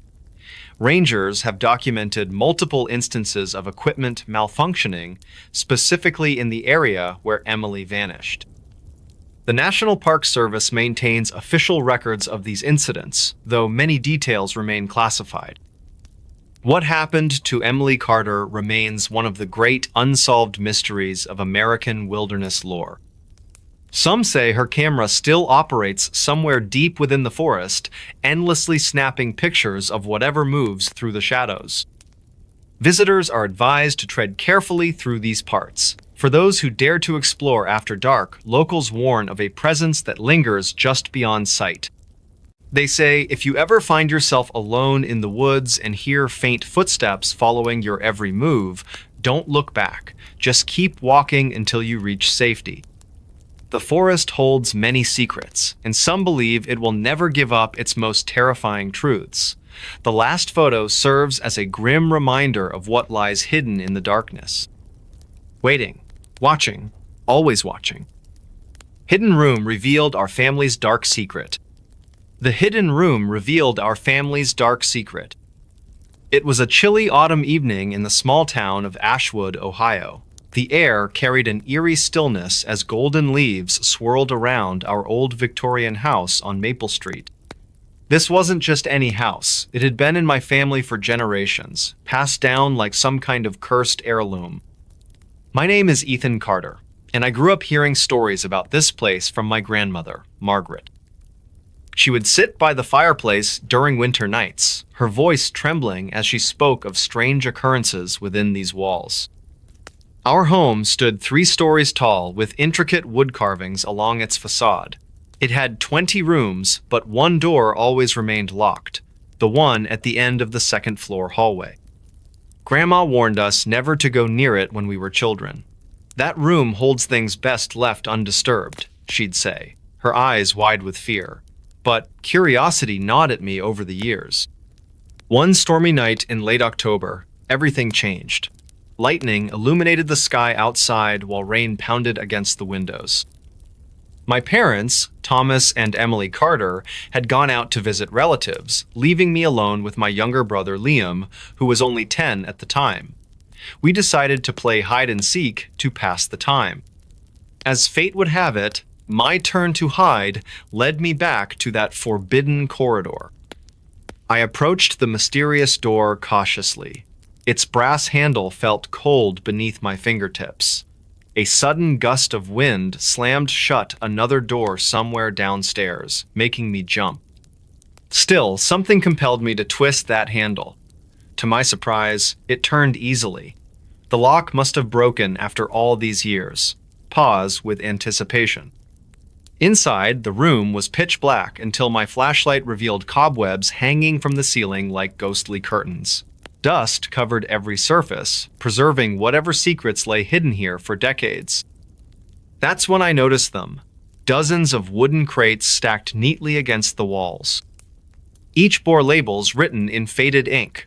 1,923, 1,937, 1,937, 952. They spanned nearly a century. Liam joined me moments later, his face pale under the dim light. Together, we began opening those crates, each discovery more unsettling than the last. Inside were photographs of people I didn't recognize, men, women, even children, all bearing striking resemblances to members of our own family. Some pictures showed them smiling, others depicted scenes far too disturbing to describe. Then came the journals, handwritten accounts detailing experiments conducted by someone named Dr. Jonathan Monroe, a distant ancestor whose existence I'd never known before that night. According to these writings, he believed humans possessed untapped potential which could be unlocked through extreme measures. What followed in those pages chilled us to our core. Descriptions of surgical procedures performed without consent, injections containing unknown substances, subjects kept isolated in basements or attics. But what truly horrified us was discovering connections between these atrocities and our immediate family tree. Names mentioned in the journals matched those etched onto tombstones in the local cemetery where we'd often visited during holidays. Even worse, certain entries hinted at survivors being integrated back into society, unaware of what they'd endured. As dawn broke, casting weak sunlight through dirty window panes, we realized how much deeper this secret went. Conversations with neighbors revealed whispered tales about missing persons throughout Ashwood's history, individuals who vanished without explanation, only to reappear years later, acting strangely different. Could they have been part of Dr. Monroe's twisted legacy? Days turned into weeks as Liam and I delved further into uncovering the truth. We found hidden compartments behind bookshelves revealing additional documents, blueprints showing modifications made to various sections of the house, including soundproof chambers below ground level. One particularly chilling find was audio recordings stored on fragile reels dated mid-20th century. When played, they contained voices pleading for help mixed with laughter that sounded anything but human. Eventually, we confronted our parents about everything we'd discovered. At first, denial clouded their responses, but persistence paid off. They admitted knowing fragments of this dark past, yet chose silence, believing ignorance safer for future generations. However, learning such monstrous acts tied directly to our lineage forced tough decisions upon us all. Together, we sought guidance from experts specializing in historical preservation and ethics regarding sensitive information. Under professional supervision, contents from that hidden room were carefully documented, then securely archived, ensuring no harm could come from them again. Additionally, efforts initiated towards creating awareness programs, educating communities about dangers posed by unchecked ambition disguised as scientific progress. Years have passed since that fateful night. Now adults living separate lives across America, Liam and I maintain contact, regularly discussing updates related to ongoing research surrounding Dr. Monroe's work. Though closure remains elusive, given complexities involved, acknowledging reality empowers us rather than letting fear control our existence. Ashwood itself transformed significantly thanks partly due to revelations brought forth. Former residents once reluctant sharing personal experiences now form support networks helping heal collective trauma inflicted generations ago. Buildings previously shrouded mystery opened their doors, welcoming visitors eager to learn lessons taught harshly through history. So whenever anyone asks why I carry cautious optimism despite challenges faced daily life, remember words spoken softly grandmother many years ago, sitting beside warm fire. Sometimes knowing hard truths better than remaining blissfully ignorant. And though shadows linger corners mind, reminding ever-present danger, lurking darkness promise myself continue fighting. Ensure light prevails ultimately. Babysitter discovered killer hiding under the bed. It was a chilly autumn evening in the small town of Maplewood, USA. The air was crisp with the scent of fallen leaves and the faint hum of distant traffic. Emily Carter, a 22-year-old college student, had taken up babysitting as a part-time job to help pay for her tuition. She was well liked by the families in the neighborhood for her cheerful demeanor and responsible nature. This particular night, she was looking after little Jake Thompson, a curious 4-year-old boy who loved dinosaurs and superheroes. The Thompson family lived on the corner of Elm Street in a cozy 2-story house with white picket fences and a neatly trimmed garden. Mrs. Thompson had explained that they would be out for dinner and a movie at the local theater, returning no later than 10 o'clock. She handed Emily an envelope with cash for her fee and gave her a warm smile before leaving. "Jake's bedtime is 8:30, she reminded kindly. "He usually goes down without much fuss." Emily nodded reassuringly, waving goodbye as the car pulled away. Inside the house, everything seemed peaceful. Jake was playing with his toy cars in the living room while Emily prepared snacks for them both. The clock ticked steadily on the wall, marking each passing minute. At 7:30, they sat together on the couch watching an animated movie about talking animals. Jake giggled at the jokes, his laughter filling the otherwise quiet home. As the film drew to a close, it was time to get ready for bed. Emily led Jake upstairs to his brightly decorated bedroom filled with posters of dinosaurs and action figures. "Let's brush your teeth first," she suggested gently. They headed to the bathroom where Jake eagerly scrubbed his teeth with his favorite dinosaur-shaped toothbrush. The water ran cold from the tap, making tiny splashing sounds against the porcelain sink. Back in the bedroom, Emily tucked Jake into his soft blanket-covered bed. He clutched his stuffed T-Rex tightly, yawning as his eyes began to droop. "Do you want me to read you a story?" Emily asked softly, already knowing the answer. Jake nodded sleepily, pointing to a book about a brave knight fighting dragons. As Emily read aloud, her voice calm and soothing, Jake drifted off to sleep within minutes. She paused for a moment, gazing at the peaceful child under the covers. Outside, the wind rustled through the trees, creating shadows that danced across the walls. Emily straightened up, tiptoeing out of the room to let Jake rest undisturbed. But something felt off. A strange sensation prickled at the back of her neck, though she couldn't quite place what it was. Downstairs, she checked her phone. It was now 9 o'clock. The Thompsons should be returning soon. To pass the time, she decided to tidy up the living room a little, picking up stray toys and arranging cushions neatly on the sofa. The house was eerily silent, except for the occasional creak of floorboards settling. Emily tried not to think too hard about it, but found herself glancing over her shoulder more often than usual. Deciding to make sure all was well upstairs, she climbed the stairs slowly, one hand trailing along the wooden banister. Reaching Jake's room, she hesitated briefly before pushing the door open just enough to peek inside.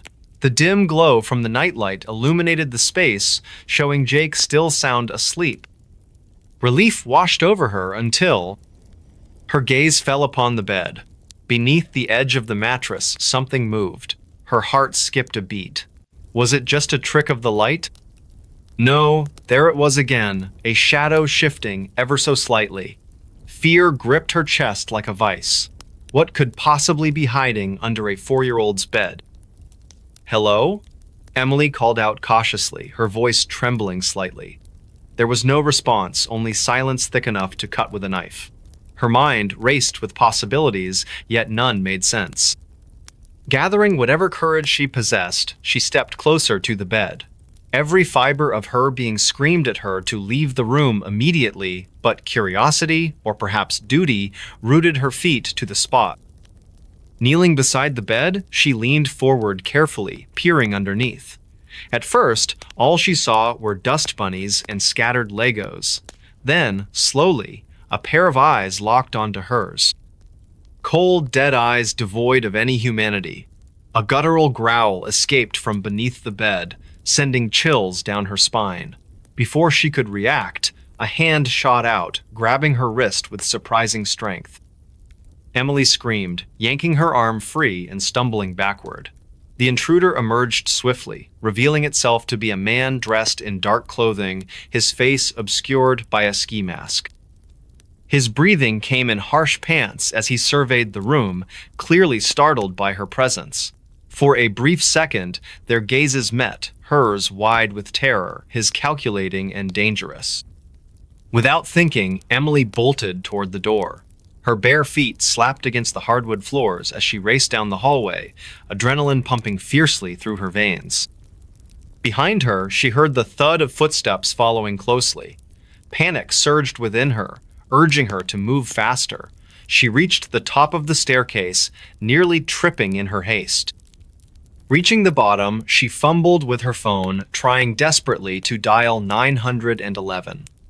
Her fingers shook uncontrollably, making it difficult to press the right buttons. Meanwhile, the footsteps grew louder, echoing ominously throughout the house. Just when she thought she might reach safety, a strong hand clamped down on her shoulder, spinning her around. The masked figure loomed over her, towering menacingly.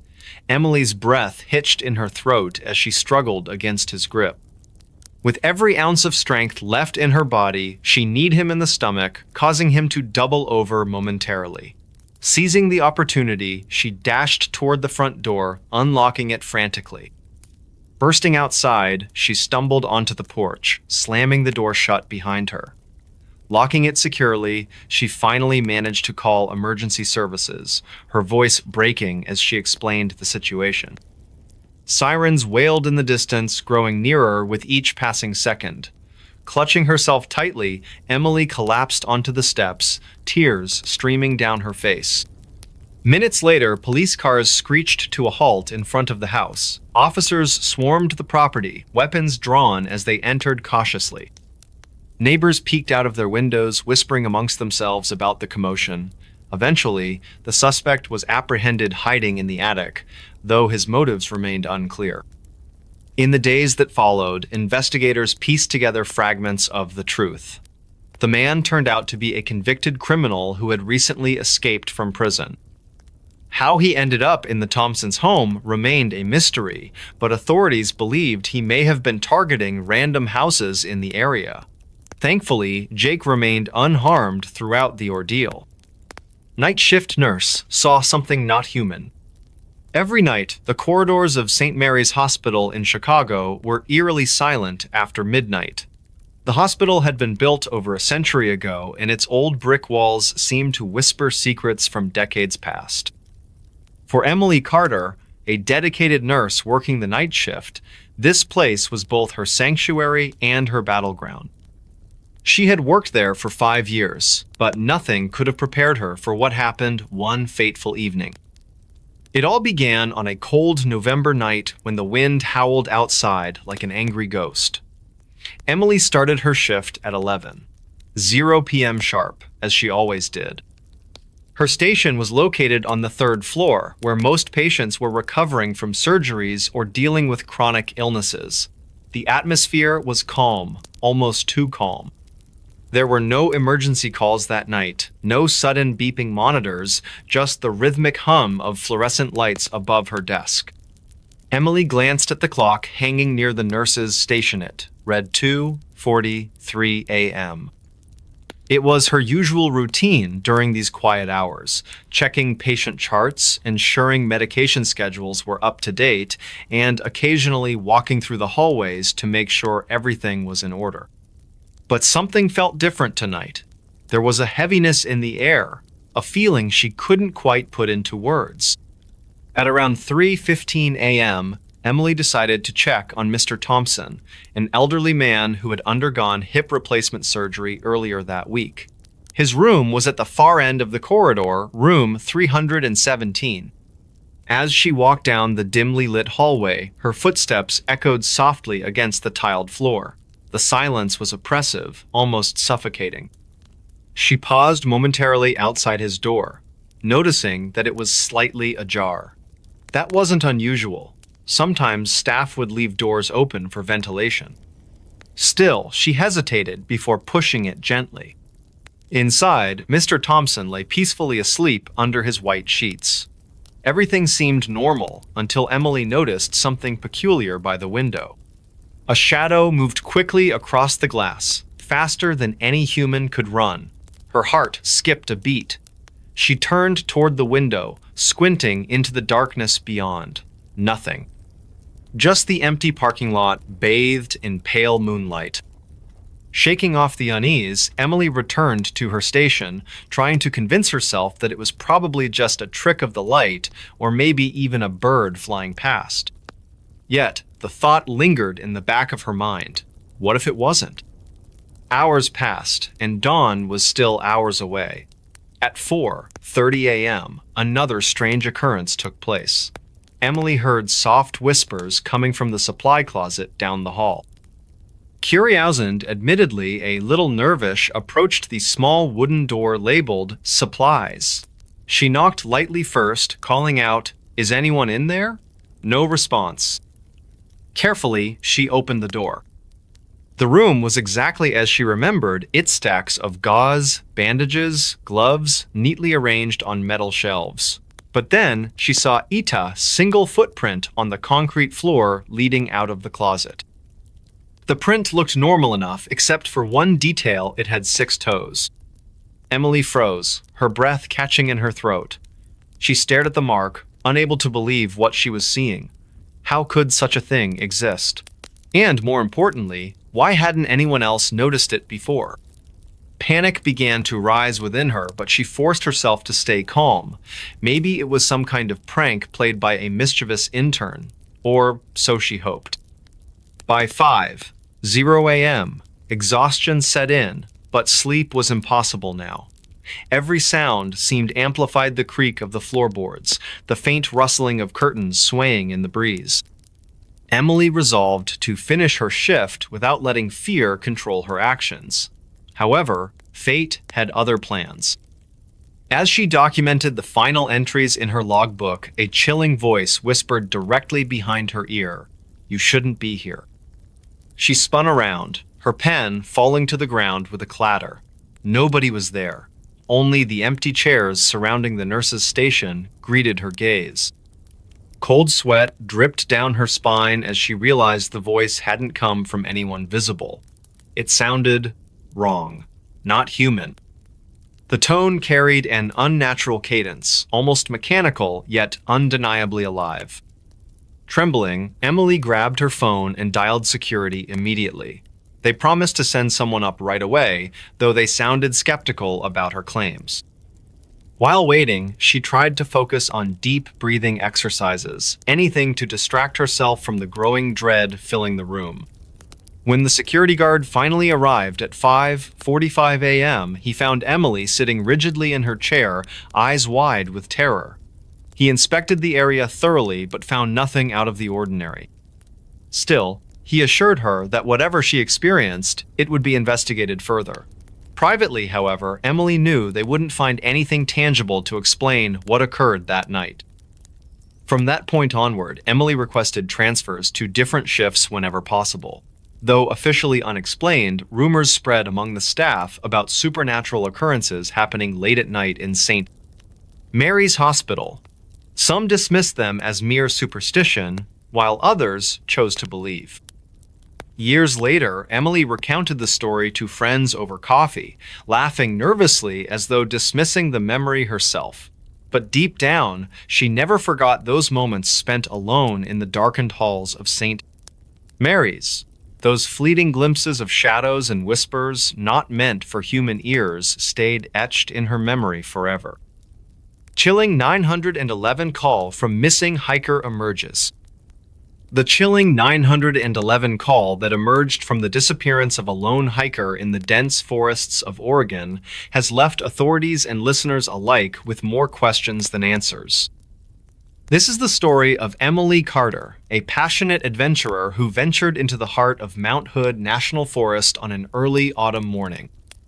The air was crisp, carrying the scent of pine needles and damp earth as sunlight filtered through the canopy above. It was supposed to be just another day for Emily, but it turned out to be her last known moment of clarity. Emily had planned her hike meticulously, informing friends about her route and expected return time. She started at Timberline Lodge around 6:30 a.m., eager to explore trails less traveled by others. Her goal was to reach Lost Lake before sunset, a serene destination shrouded in mystery due to its remote location. As she ascended higher into the wilderness, the forest grew quieter, almost eerie in its stillness. Birds chirped faintly in the distance, their songs barely breaking the heavy silence enveloping the woods. By midday, Emily realized something was wrong. Her GPS device malfunctioned, leaving her disoriented amidst towering trees that seemed endless. Panic began creeping in as shadows lengthened across the forest floor. With no signal on her phone, she decided to conserve battery while searching for higher ground where reception might improve. Hours passed without success until desperation forced her hand.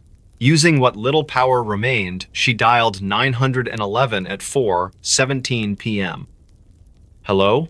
came Emily's shaky voice over static-filled lines. "Can anyone hear me?" There was pause. A deep breath could be heard, followed by trembling words. "I'm lost. I don't know where I am." Dispatchers tried calming her down, asking specific questions about landmarks or recognizable features nearby. But all Emily could describe were ancient firs surrounding her like silent sentinels under fading daylight. "It feels so cold now," she muttered softly, fear evident in every syllable. "And there's this strange noise, like whispers." As night fell quickly over the mountainous terrain, temperatures plummeted drastically. In background noises captured during the call, rustling leaves mixed with unidentifiable sounds, something moving closer, perhaps? Emily hesitated before speaking again, her tone laced with growing dread. "There's movement out there. Something's watching me." Dispatchers reassured her help was coming, urging her to stay put despite increasing unease. However, communication became sporadic as battery levels drained further. At one point, Emily screamed suddenly, cutting off mid-sentence. "Oh my God, what was that?" After several minutes of silence punctuated only by heavy breathing, the line went dead completely at 5:42 p.m. Search and rescue teams were deployed immediately based on triangulated coordinates provided earlier in the call. Yet, despite extensive efforts spanning days, no trace of Emily Carter has ever been found. Only remnants of her belongings, a torn backpack, water bottle, flashlight lying discarded near a cluster of boulders were discovered miles away from initial search areas. Locals familiar with these parts whispered tales of old spirits haunting certain sections of the forest, warning outsiders not to venture too far alone, especially after dark. Others dismissed such superstitions outright, attributing Emily's fate purely to natural dangers inherent within untamed wildernesses. Whatever truly happened remains shrouded in mystery, forever etched into collective memory through that haunting final transmission. Voices in the woods called my name.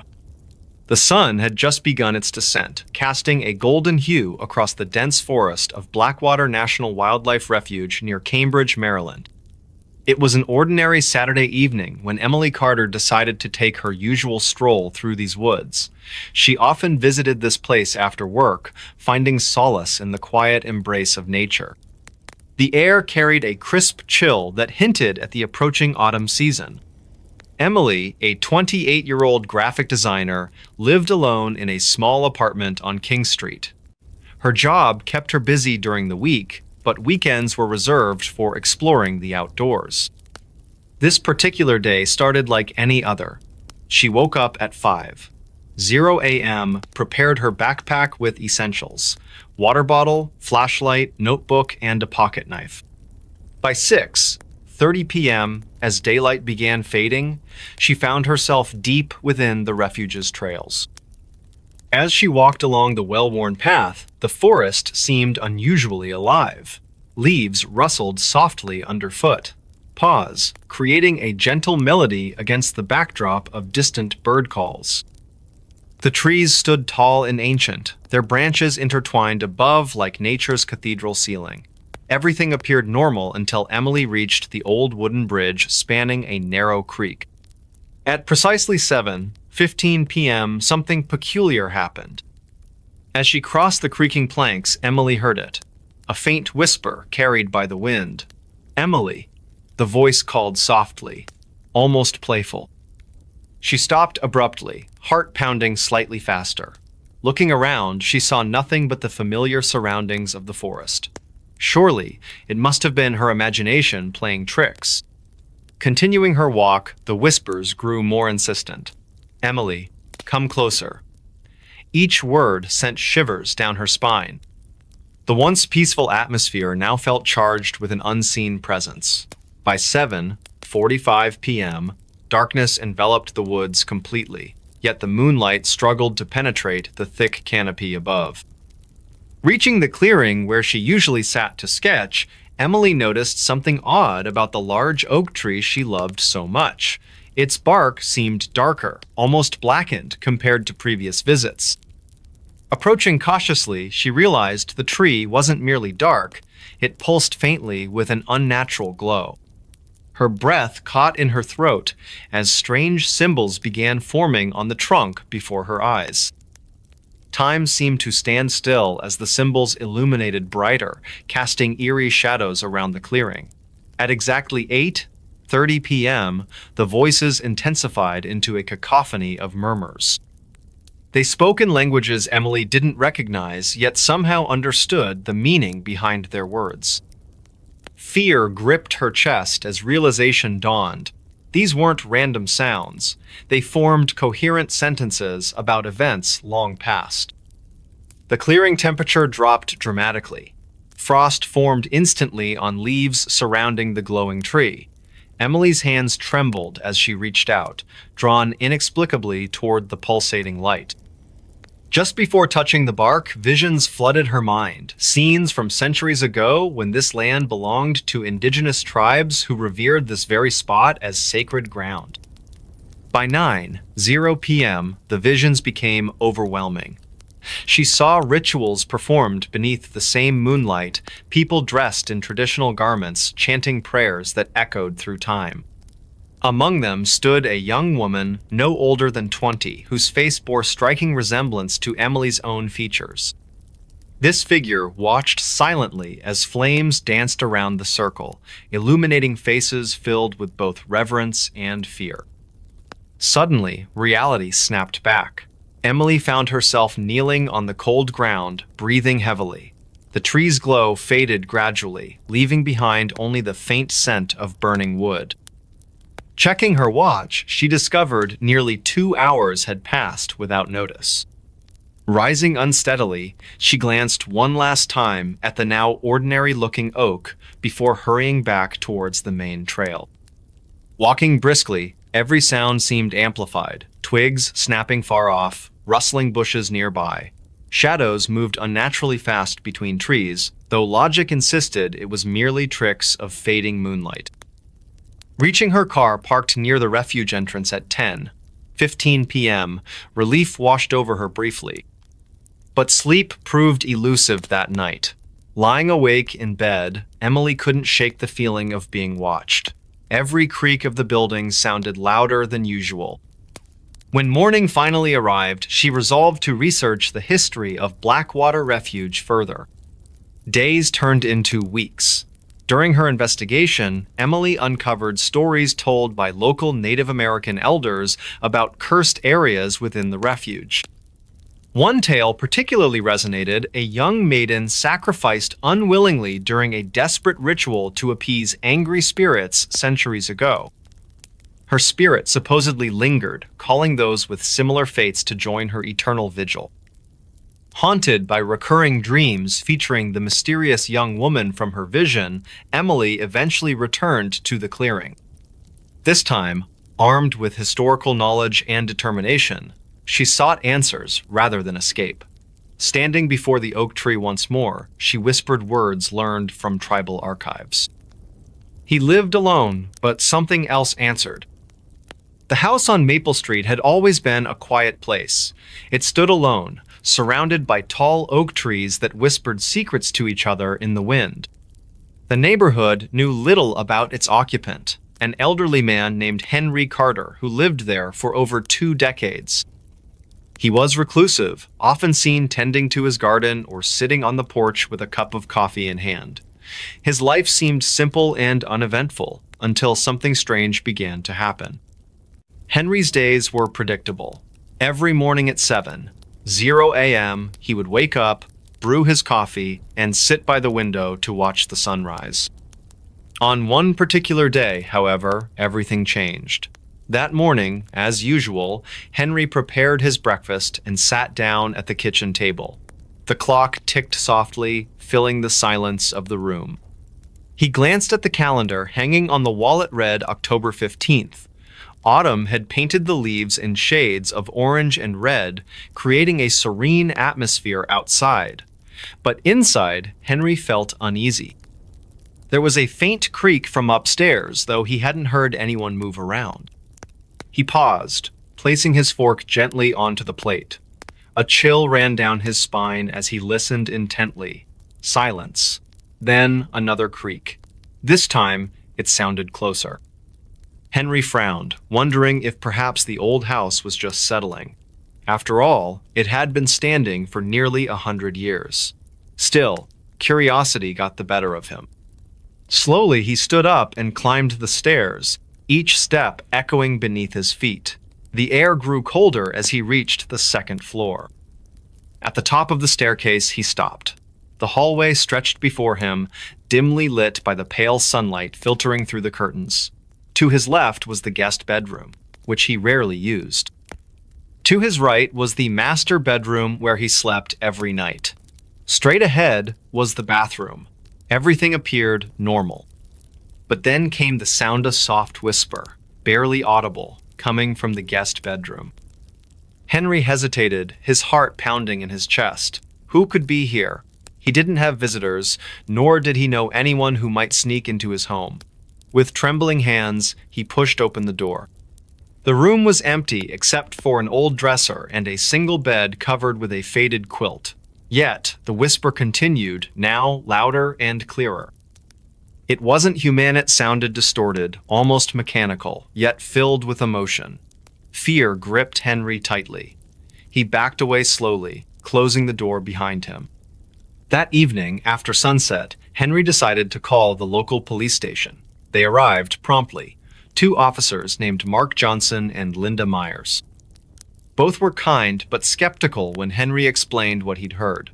Officer Johnson chuckled nervously while Officer Myers tilted her head, studying Henry carefully. "Sir," she said gently, "houses sometimes make noises. It's nothing to worry about." Despite their reassurances, the officers agreed to search the house thoroughly. As they moved from room to room, Henry followed closely behind. When they reached the guest bedroom again, the whispers returned, this time even stronger. Both officers froze mid-step, exchanging startled glances. Officer Myers turned to Henry, her voice tinged with concern. "Did you hear that?" For the first time since the incident began, Henry felt validated. However, no source for the sound could be found. The officers suggested installing cameras to monitor any unusual activity. Reluctantly, Henry agreed. Over the next few days, the cameras captured nothing out of the ordinary during daylight hours. At night, however, things took a darker turn. On the 3rd night, the camera feed showed movement in the guest bedroom. Shadows danced across the walls, forming shapes that resembled figures. Then, a low growl emanated from the room, followed by rapid knocking against the walls. Henry watched the footage in horror, unable to explain what he was seeing. Desperate for answers, he reached out to a paranormal investigator recommended by a neighbor.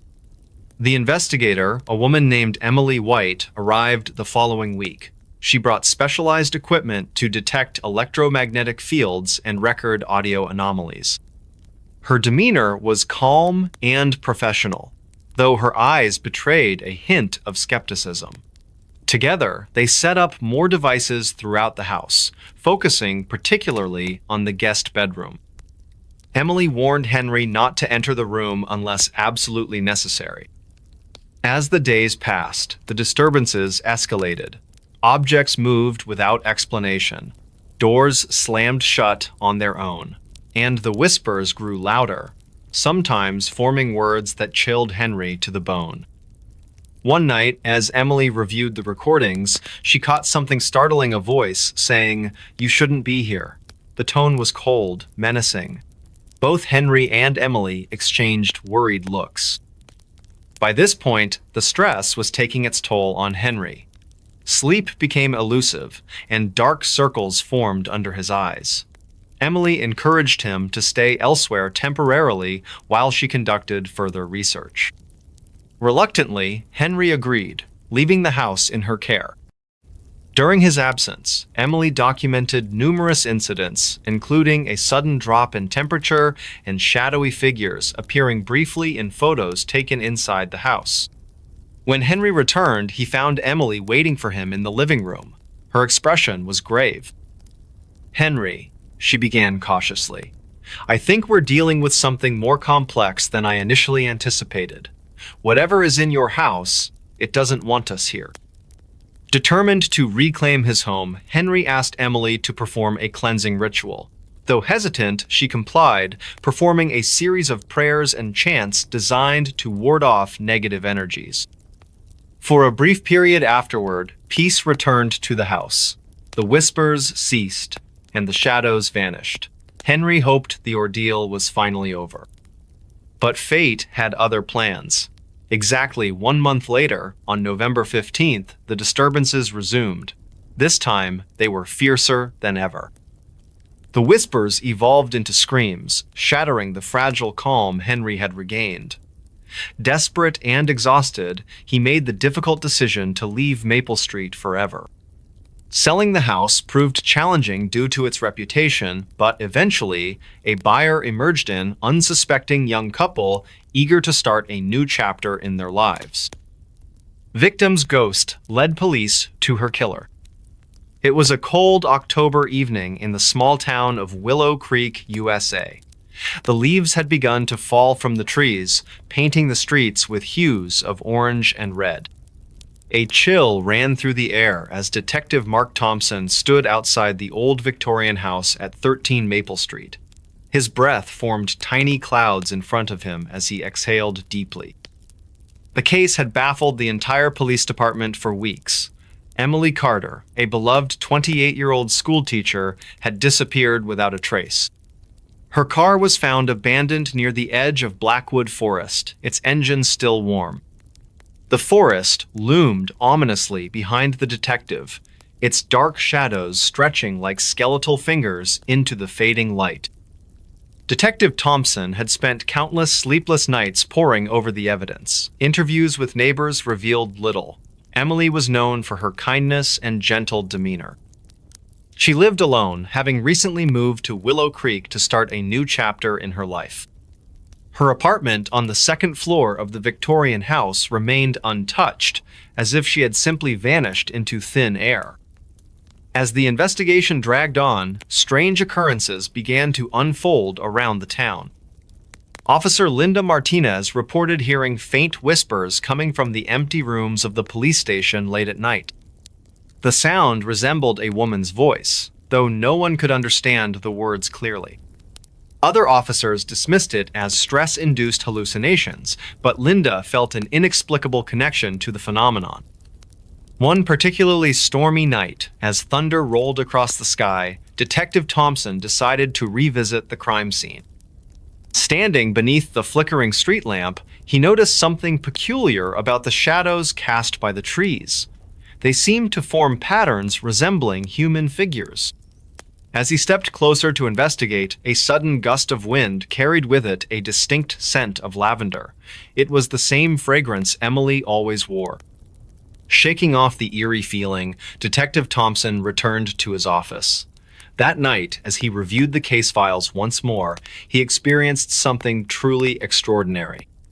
The room temperature dropped dramatically, causing his breath to fog up even though he was indoors. A soft tapping sound came from the window, though upon inspection, there was nothing outside. Then, the most unsettling event occurred. Out of the corner of his eye, he caught movement near the filing cabinets. Turning slowly, he saw a faint figure standing just beyond arm's reach. The apparition took the shape of a young woman wearing a white dress. Her features were hazy, but her presence radiated both sorrow and urgency. "Help me," came a whisper so quiet yet so clear that it sent shivers down his spine. The ghostly figure pointed towards a specific file on his desk before vanishing into thin air. Confused but intrigued, Detective Thompson opened the indicated file. Inside, he found photographs of an abandoned cabin deep within Blackwood Forest. Acting on this supernatural clue, a search party was immediately organized. Armed with flashlights, they ventured into the heart of the forest under the pale glow of a crescent moon. The journey was fraught with tension. Every snapping twig and rustling leaf seemed amplified in the oppressive silence. When they finally reached the cabin, it appeared far older and more decrepit than any photograph could capture. Inside, they discovered horrifying evidence linking the cabin to several missing persons cases spanning the past decade. But their most crucial find lay hidden beneath the floorboards, Emily's personal belongings, along with a journal detailing her final days. Through painstaking analysis of the journal entries, detectives pieced together a chilling narrative. Emily had stumbled upon the truth about a reclusive man living in the woods. He preyed on unsuspecting victims, luring them to the cabin under false pretenses. Her writings revealed her growing fear and determination to expose his crimes. However, she hadn't realized how dangerous her discovery truly was until it was too late. Armed with this newfound information, authorities tracked down the suspect, a man named Walter Kane, who had lived isolated from society for years. During questioning, Kane exhibited signs of severe mental instability. Confronted with overwhelming evidence, including DNA traces found at the cabin, he eventually confessed to Emily's murder. Though justice was served, the experience left an indelible mark on those involved. Detective Thompson often reflected on that fateful night when the supernatural intervened to solve the case. Even now, walking through the precinct late at night, he sometimes hears faint whispers echoing through the halls, reminders of the mysterious bond between the living and the dead. Willow Creek gradually returned to normalcy, yet locals occasionally speak in hushed tones about the spectral figure seen wandering near Blackwood Forest. Some claim it's Emily, forever searching for peace. Others believe she remains to protect others from meeting the same fate. Whatever the truth may be, one thing is certain. Some mysteries transcend our understanding, lingering just beyond the veil of reality. She walked into fog, never came out. It was a crisp autumn evening in the small town of Blackwater Hollow, nestled deep within the forested hills of New England. The air carried a chill that sent shivers down anyone who dared to linger outside after sunset. The locals often spoke in hushed tones about the dense fog that would roll in unpredictably, blanketing the area with an eerie silence. No one ventured far from home when the fog appeared. It was as if nature itself warned them to stay indoors. Her name was Emily Carter, a 26-year-old graphic designer living alone in her modest apartment on Maple Street. She had moved to Blackwater Hollow just 6 months prior, lured by its quiet charm and affordable rent. Emily loved walking through the woods near her home, finding inspiration for her artwork among the towering trees and winding trails. But this particular evening, something felt different.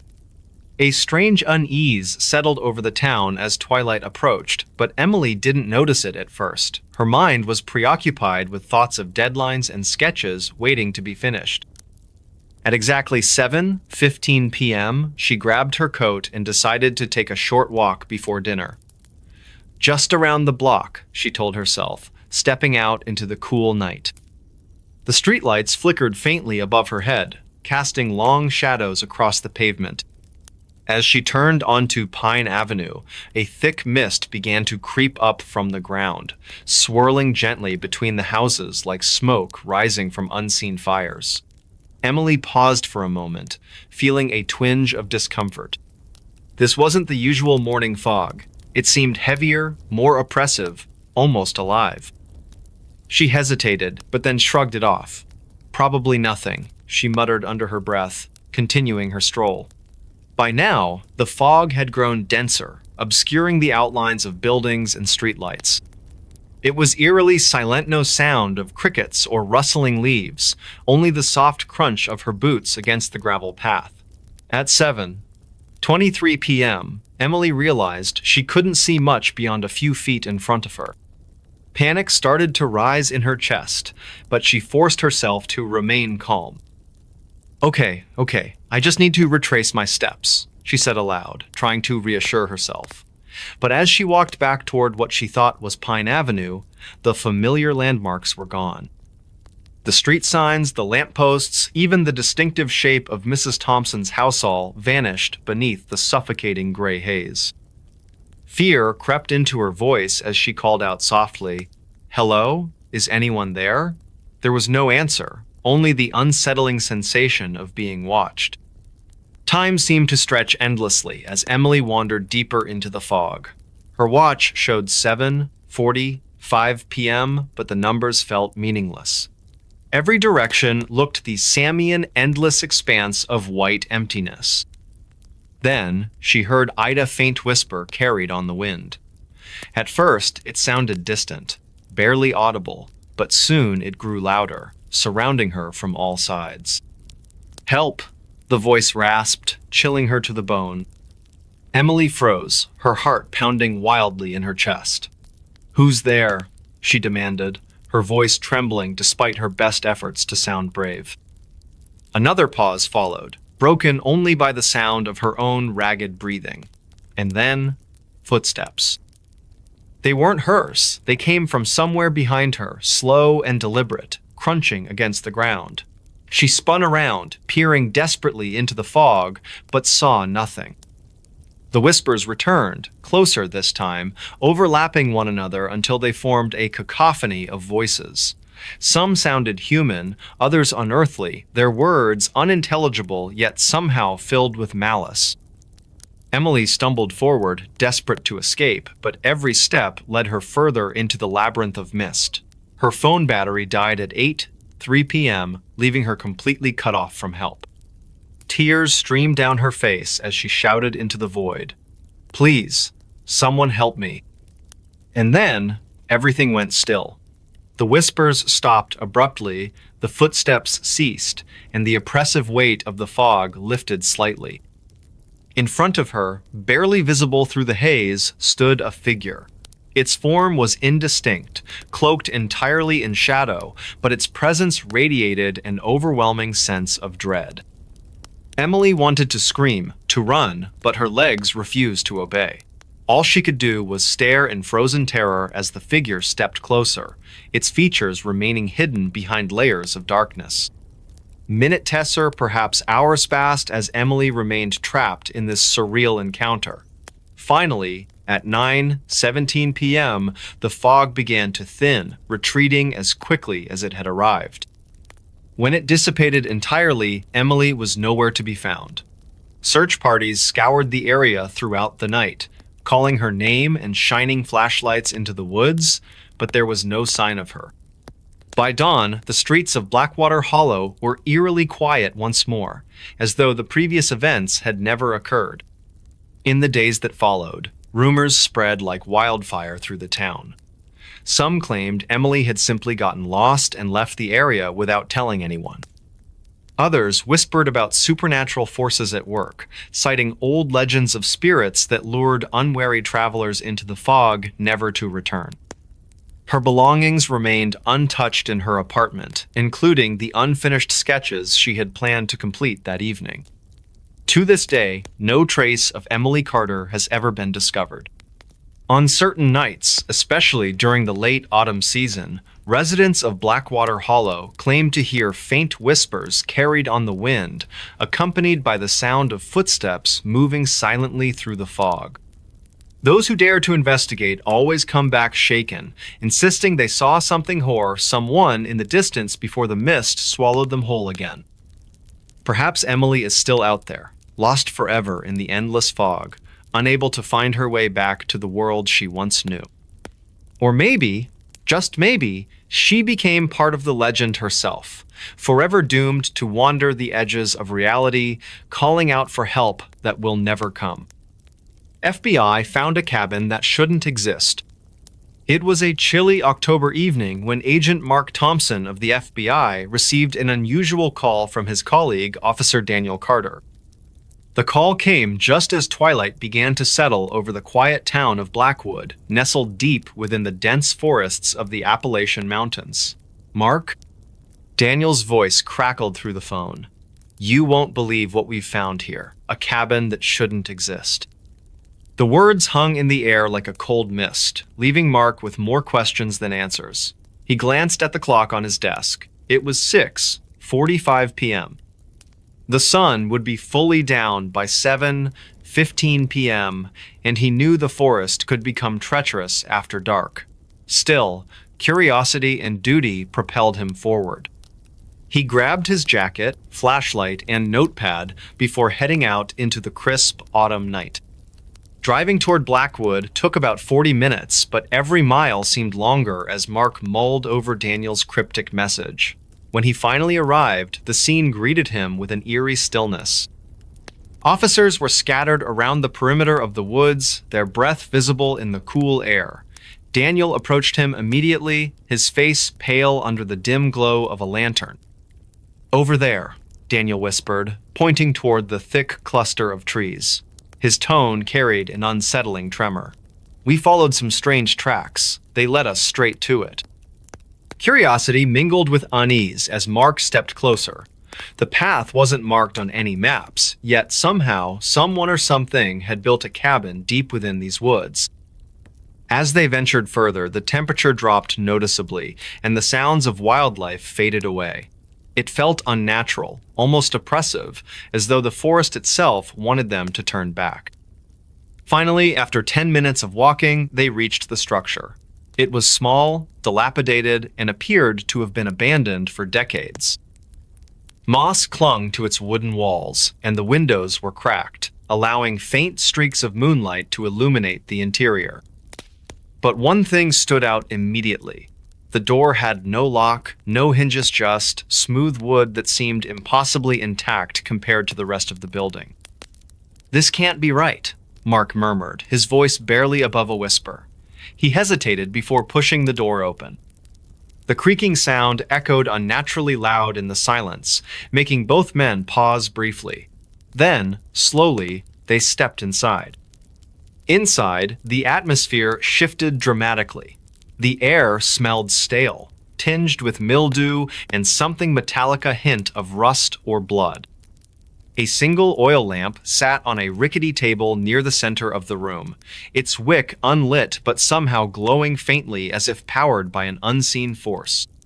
Around the lamp lay several objects, a journal, a compass, and a series of photographs scattered haphazardly across the surface. Daniel picked up the compass first.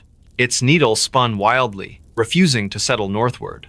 "What is this place?" he asked, his voice trembling slightly. Mark ignored him, drawn instead to the journal.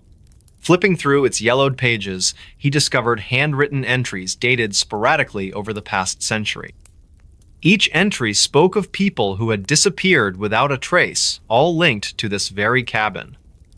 One passage described a family seeking refuge during a snowstorm, only to vanish entirely. Another told of a group of hunters who stumbled upon the cabin and never returned home. As Mark read aloud, Daniel wandered to the corner of the room where the photographs lay. They depicted various individuals standing outside the same cabinmen, women, children, all smiling happily as if posing for a keepsake. Yet none of them bore any resemblance to anyone living today. Stranger still, each photo bore a peculiar watermark, a date written in red ink beneath the image. Every single date corresponded to the day the person photographed went missing. A shiver ran down Mark's spine. "This isn't possible," he muttered, trailing off as he turned another page. This time, the writing grew frantic, almost illegible. The final entry read, "They're waiting. Don't go in. Too late." Before either man could react, the lamp flickered violently, casting long shadows across the walls. Both froze, hearts pounding in unison. Then, from somewhere behind them, came a low, guttural noise that sent chills racing up their spines. Slowly, they turned to face the source. Standing in the farthest corner of the room was a figure cloaked in darkness. Its silhouette wavered, as if made of smoke rather than flesh. For a moment, neither agent dared move. Then, with a sudden lurch, the entity lunged forward, forcing Mark and Daniel to flee the cabin in terror. Outside, the forest had changed.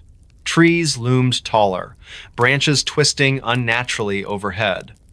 The once familiar trail now twisted into an endless maze, leading them deeper into the wilderness.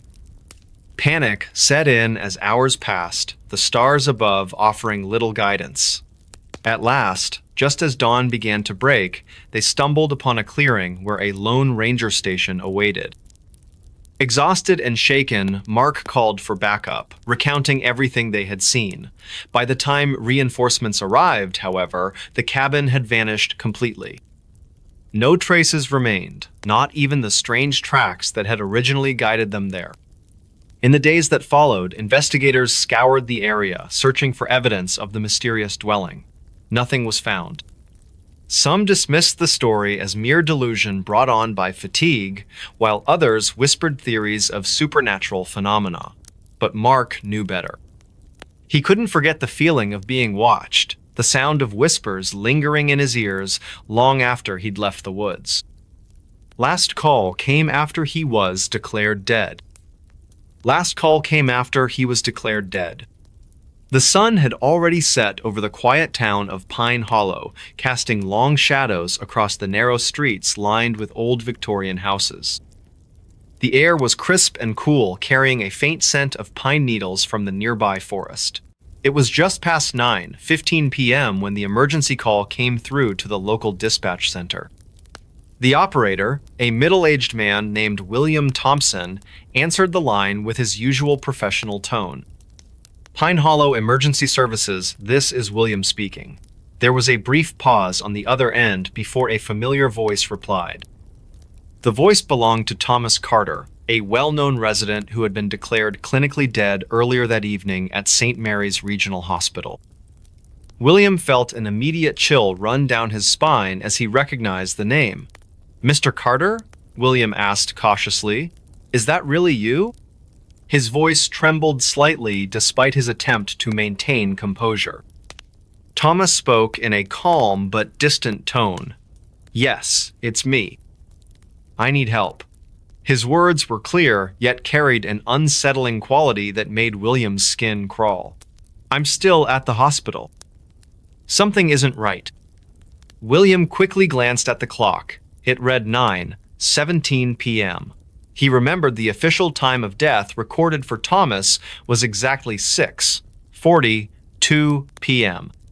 That meant 3 hours had passed since Thomas was pronounced deceased by the medical staff. "Mr. Carter," William began carefully, choosing his words with precision. "Are you sure about where you are? Can you describe your surroundings?" His heart pounded heavily against his chest as he waited for the response. "I'm in room 307, Thomas replied matter-of-factly. "It's dark here now, no nurses or doctors around. Just silence." His description matched perfectly with the isolation ward where they had kept him earlier. But how could he know? Meanwhile, inside St. Mary's Hospital, security guard Robert Hayes was making his rounds. It was 9:20 p.m. and unusually quiet throughout the building. As he approached room 307, he noticed something strange. The door, which should have remained locked according to protocol, stood slightly ajar. Robert hesitated momentarily before pushing it open further. Inside, the room appeared undisturbed. Medical equipment lined the walls while monitors displayed their usual patterns indicating no patient present. Yet, an overwhelming sense of unease filled the space. He couldn't shake off the feeling someone was watching him. Back at the dispatch center, William tried contacting the hospital staff to verify Thomas's claim. However, every attempt resulted in unanswered calls or busy signals. Frustration mounted within him as each second ticked by seemed louder than the last. At precisely 9:25 p.m., another call came into the system, this one originating directly from room 307 itself. William picked up immediately, hoping for clarification. Instead, all he heard was heavy breathing followed by soft whispers repeating over and over again, "Help me." Each syllable echoed eerily through the speaker. Suddenly, without warning, the connection cut off abruptly, leaving behind only deafening silence. Later, investigations revealed no explanation for these events. Phone records confirmed both calls originated from non-existent numbers. Security footage showed no activity near room 307 during those critical moments. And most puzzling of all, Thomas Carter's body remained untouched in the morgue, showing no signs of revival whatsoever. As dawn broke over Pine Hollow the next morning, residents went about their daily routines unaware of the supernatural occurrences unfolding overnight. But for William Thompson and Robert Hayes, life would never be the same again. They often found themselves looking over their shoulders, hearing phantom voices whispering urgently. Last call came after he was declared dead, a chilling reminder lingering endlessly in their minds. Park ranger followed footprints that just stopped. It was a crisp autumn morning in the heart of Yellowstone National Park. The sun had barely risen, casting long shadows through the dense pine forest. A park ranger named Mark Thompson started his shift at 6:00 a.m. sharp. His usual routine involved patrolling the northern trails near the Lamar Valley area. It was one of the most remote sections of the park, known for its breathtaking scenery and occasional wildlife sightings. Mark's day began like any other. He checked his gear, a flashlight, water bottle, compass, and emergency whistle. As he walked along the well-trodden path, he noticed something unusual: a set of footprints in the soft earth. They were human-sized, clearly visible against the morning dew that clung to the ground. Curious, Mark decided to follow them. The footprints led him deeper into the woods. Each step matched perfectly with his own pace. Whoever made these prints seemed to be walking leisurely. At around 7:15 a.m., Mark reached a small clearing where the trail turned sharply left. But when he arrived there, the footprints just stopped. There was no sign of disturbance in the surrounding area. No branches broken, no scuff marks, nothing. Just an empty space where the tracks ended abruptly. Mark paused. His heart rate increased slightly as unease crept over him. He scanned the surroundings carefully. The air felt heavier somehow. Quieter than it should have been. Even the birds seemed to have fallen silent. "Hello?" he called out tentatively.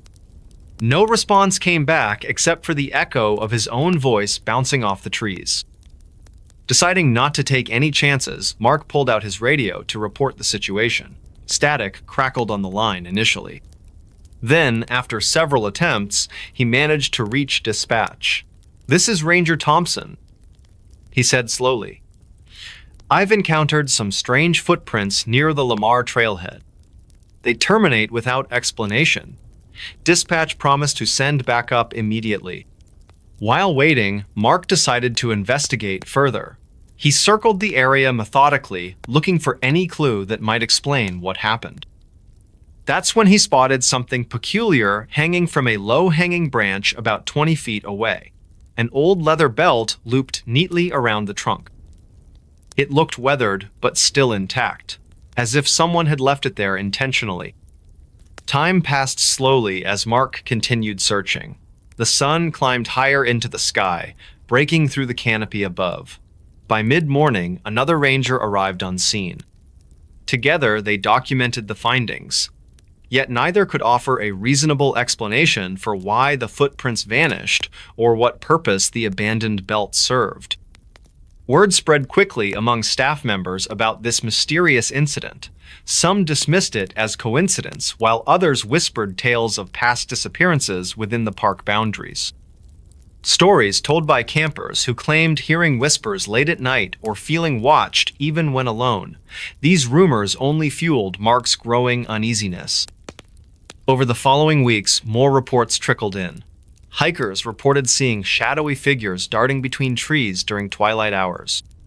Rangers found additional items scattered throughout different parts of the park. Gloves, hats, pieces of rope, all seemingly placed deliberately rather than accidentally dropped. Each discovery added another layer to the puzzle. One evening, as Mark prepared to end his shift, he glanced down at the map pinned inside his station. His eyes caught sight of a marking he hadn't noticed before. A tiny symbol indicating an unmarked cave system located deep within the wilderness. Intrigued, he decided to explore it the next day. Armed with extra supplies and lighting equipment, Mark ventured toward the marked location early the following morning. Reaching the entrance took nearly 3 hours due to the challenging terrain. Once inside, he discovered walls covered in ancient carvings depicting strange rituals involving humans and animals. Further exploration revealed remnants of clothing buried beneath layers of dirt, styles dating back decades. As days turned into weeks, Mark became obsessed with uncovering the truth behind these mysteries. Every new piece of evidence pointed towards something darker lurking beneath the surface of Yellowstone's beauty. Yet, despite mounting evidence suggesting foul play or supernatural forces at work, official investigations yielded no concrete answers. Eventually, word reached national news outlets about the bizarre happenings within Yellowstone. Experts offered various theories ranging from natural phenomena to elaborate hoaxes.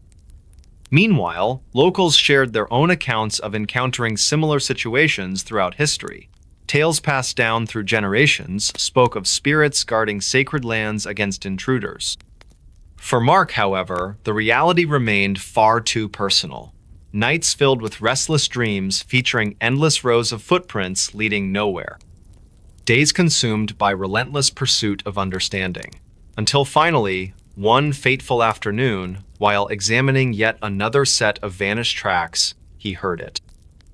A faint whisper carried on the wind, calling his name softly, drawing him further into the unknown depths of America's first national park. Trail camera captured something behind the trees. It was a quiet evening in the small town of Pine Hollow, located deep within the dense forests of Oregon.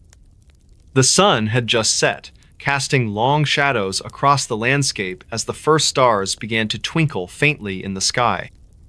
For years, this peaceful community had thrived on its connection to nature, with many residents dedicating their weekends to hiking and exploring the vast wilderness that surrounded them. But for one family, what started as an innocent hobby would soon turn into something far more sinister. The Johnsons were known throughout Pine Hollow for their love of wildlife photography. Mark Johnson, a retired schoolteacher, and his wife Emily, a librarian, often ventured into the woods together, armed with cameras and binoculars. Their son, Jake, now 22 years old and studying environmental science at a nearby university, occasionally joined them during breaks from school. It was Jake who had suggested they invest in a trail camera device designed to capture images of animals passing by when triggered by motion sensors. Little did they know how much this simple piece of technology would change their lives forever. One crisp autumn morning, the Johnsons decided to place the trail camera near a remote area of the forest called Whispering Pines. This part of the woods was notorious among locals for being eerily silent compared to other regions filled with birdsongs and rustling leaves. Some even claimed it felt watched, though most dismissed these feelings as mere superstition. Mark secured the camera to a sturdy oak tree about 5 feet off the ground, aiming it toward a narrow path frequented by deer and other creatures. Satisfied with their setup, the family returned home, eagerly anticipating the footage they might retrieve days later. When they finally collected the memory card a week later, excitement buzzed through the air as they gathered around their computer screen. At first, everything seemed normal images of squirrels darting across branches, rabbits nibbling on grass, and even a majestic buck pausing briefly before continuing its journey. However, midway through reviewing the photos, Emily gasped audibly. There, captured in grainy black and white clarity, stood a figure partially obscured behind several trees. Its posture resembled a human's, but there was something undeniably wrong about it. The way it tilted slightly forward, arms hanging unnaturally long, fingers curling like claws. "Mark," Emily whispered hesitantly, her voice trembling slightly. "What is that?" Mark leaned closer to the screen, squinting at the image. He adjusted the brightness and contrast settings, hoping to make out clearer details. Yet, no matter how hard he tried, the figure remained shrouded in mystery. Whatever it was, it didn't move or interact with the environment. Instead, it simply stared straight ahead, frozen in time, as if waiting patiently for something or someone. Jake suggested revisiting the location immediately, bringing along additional equipment to gather more evidence. Reluctantly, the family agreed, though unease gnawed at the edges of their thoughts. As dusk fell once again, they trekked back to Whispering Pines, flashlights cutting through the growing darkness. Upon reaching the spot where the camera had been placed, they noticed something unsettling. The surrounding vegetation appeared disturbed, as though something large had passed through recently. Twigs snapped underfoot, leaves crunched beneath boots, yet none of these sounds came from any visible source. Suddenly, Mark froze mid-step. His flashlight beam illuminated a pair of glowing eyes reflecting back at him from between 2 birch trees. Before anyone could react, the light shifted, revealing nothing but empty space where the eyes had been moments earlier. Panic rippled through the group, urging them to retreat hastily towards safer ground. That night, sleep eluded all 3 members of the Johnson family as they replayed the day's events over and over in their minds. Over the following weeks, strange occurrences plagued the household. Doors creaked open without explanation, cold spots materialized randomly throughout the house, and faint whispers echoed late at night when everyone should have been asleep. Despite their mounting fear, curiosity drove the Johnsons to analyze every frame captured by the trail camera.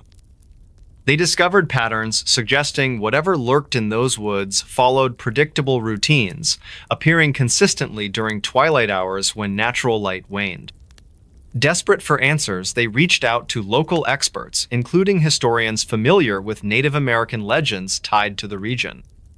One elder recounted tales of a spirit known as the Watcher, said to guard sacred grounds against intruders.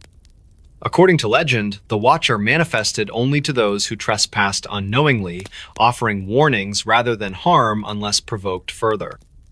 While intriguing, this information provided little comfort to the Johnsons, whose encounters grew increasingly frequent and disturbing. One fateful evening, while setting up another round of surveillance equipment, Jake spotted movement out of the corner of his eye.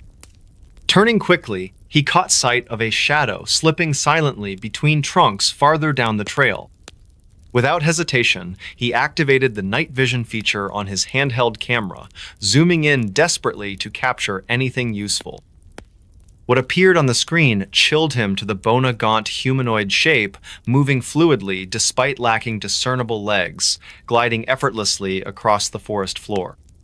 Its faceless head pivoted slowly in their direction, unblinking eyes locking onto theirs with unnatural intensity. From that point onward, life in Pine Hollow changed irrevocably for the Johnsons. They stopped venturing into the woods altogether, choosing instead to focus on documenting their experiences through written journals and recorded interviews. Word spread quickly among neighbors, sparking debates about whether the Watcher truly existed or represented mere figments of imagination fueled by isolation and stress. Regardless of belief systems, one truth remained undeniable: their trail camera had captured something extraordinary beyond comprehension, leaving behind questions that may never find answers. Bigfoot saved me from a serial killer. It was a chilly autumn evening in the dense forests of Washington state. The air carried an eerie stillness, broken only by the rustling leaves and distant hoots of owls. This is where Emily Carter found herself stranded after her car skidded off the narrow mountain road during a sudden downpour. Her heart pounded as she realized how far she was from civilization. Before we begin, tell me, where are you listening from, and what time is it there? Emily had always been adventurous, but this trip to the Pacific Northwest seemed different somehow. She had planned a solo camping adventure near Mount Rainier National Park, hoping to escape the chaos of city life. Little did she know that fate would lead her into something far more terrifying than she could ever imagine. As darkness fell over the forest, Emily decided to set up camp under the cover of ancient trees. The moonlight barely penetrated through the thick canopy above, casting long shadows across the forest floor. It was around 9:30 p.m. when she first heard it, a faint whisper carried by the wind. Then came the sound of footsteps, deliberate, slow, methodical. The hairs on her neck stood up as she noticed strange markings carved into nearby tree trunks, symbols she couldn't recognize. Her mind raced with possibilities. Was it some kind of ritualistic sign? Or perhaps just another camper's graffiti? But deep down, she felt uneasy. Something about these marks didn't feel right. Suddenly, a loud crack echoed through the woods as a branch snapped nearby. Emily froze. Her flashlight beam trembled as she scanned her surroundings. That's when she saw him. A figure standing at the edge of her light's reach, tall, thin, with glowing eyes that pierced through the darkness. He wasn't moving, just watching, waiting. Her instincts told her to run. But before she could gather her courage, another presence emerged from deeper within the forest. This one was different, massive, towering, covered in dark fur. Its form moved silently despite its size. Emily's breath caught in her throat as both figures locked eyes. For what felt like eternity, they simply stared at each other. Then it happened. The thin man lunged toward her. In that split second, everything changed. The large creature reacted faster than she thought possible. With a single powerful motion, it intercepted the attacker. What followed was a chaotic struggle between the two beings. Growls, snarls, and the chilling sound of bones breaking. Emily watched in disbelief as the mysterious beast fought fiercely to protect her. Though terrified, she couldn't help but notice how intelligent its movements were. Not animalistic, almost human-like. After what seemed like hours, but was likely mere minutes, the fight ended abruptly. The attacker lay motionless on the ground while the protector stood guard over Emily. Gathering her wits, she slowly approached the creature. To her astonishment, it allowed her close proximity. Without speaking, there was an understanding between them. A silent agreement that she wouldn't harm him if he kept her safe. They spent the night together under the watchful eyes of countless stars. The atmosphere shifted from fear to cautious gratitude. As dawn broke, the forest transformed dramatically. Golden sunlight filtered through the trees, chasing away the previous night's horrors. Emily knew she needed to leave. But so did her savior. Before parting ways, they shared one final moment of connection, an unspoken promise never to forget this encounter. Back in Seattle, days later, Emily tried returning to normal life. Yet something gnawed at her thoughts constantly. Who or what exactly saved her life that fateful night? And why did those symbols appear specifically around her campsite? Determined to find answers, she began researching local legends. Stories of Bigfoot sightings became increasingly familiar. Could her protector truly be one of these elusive creatures? But there was more, much more. As she dug deeper, disturbing patterns emerged regarding missing persons cases throughout the region. Each victim disappeared near similar symbol-marked areas. Coincidence? Or evidence of something darker lurking in the shadows? Haunted by questions without answers, Emily vowed to uncover the truth, even if doing so meant risking another encounter with either her savior or its deadly adversary. Because now she understood, some things aren't meant to remain hidden forever, and sometimes salvation comes from places we least expect. Bigfoot's footprints led to an unmarked grave. The dense forest of Oregon's Cascade Range was quiet that evening, the kind of silence that felt heavy and unnatural. The sun had dipped below the horizon hours ago, leaving only a faint glow on the western edge of the sky. It was an ordinary night for most people in the small town of Timber Ridge, but not for John Carter, a local hiker who often ventured into the woods alone. He loved the solitude, the peace, and the chance to escape from the chaos of modern life. Little did he know that this particular journey would lead him down a path no one could have predicted. John set out at dusk, his flashlight cutting through the darkness as he followed a narrow trail that snaked its way through towering pines and ancient oaks. The air was cool, carrying with it the earthy scent of damp leaves and moss. His boots crunched softly against the ground, each step deliberate and measured. As he walked deeper into the forest, something unusual caught his eye: a series of large footprints pressed deeply into the soft soil. They were far too big to belong to any known animal or human. Unless, of course, they belonged to Bigfoot. He paused, his heart quickening slightly. This must be some prank, he muttered to himself, though deep down he couldn't shake the feeling that these tracks were real. The prints continued further along the trail, leading him farther away from the safety of the main path. Despite the growing unease in his chest, curiosity got the better of him.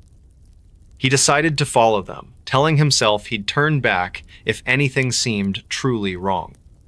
As John followed the mysterious footprints, the forest grew darker and more oppressive. The trees seemed to lean inward, their branches forming a canopy overhead that blocked out what little moonlight there was. The temperature dropped noticeably, and a chill ran down his spine. Somewhere in the distance, an owl hooted eerily, its call echoing through the stillness. He stopped momentarily to check his compass, ensuring he hadn't wandered off course. Everything appeared normal except those enormous footprints ahead of him. After about 30 minutes of walking, the trail abruptly ended at the base of a massive redwood tree. There, surrounded by ferns and fallen logs, lay something that made John freeze, a makeshift cross carved into the bark of the tree. It looked old, weathered by time and exposure to the elements. Beneath it, written in faded letters, were the words, "Rest in peace." "What is this?" John whispered, his voice trembling slightly. A strange sensation crept over him, like being watched. He glanced around nervously, shining his flashlight into the shadows, but saw nothing. Still, the hairs on the back of his neck stood on end. Something wasn't right here.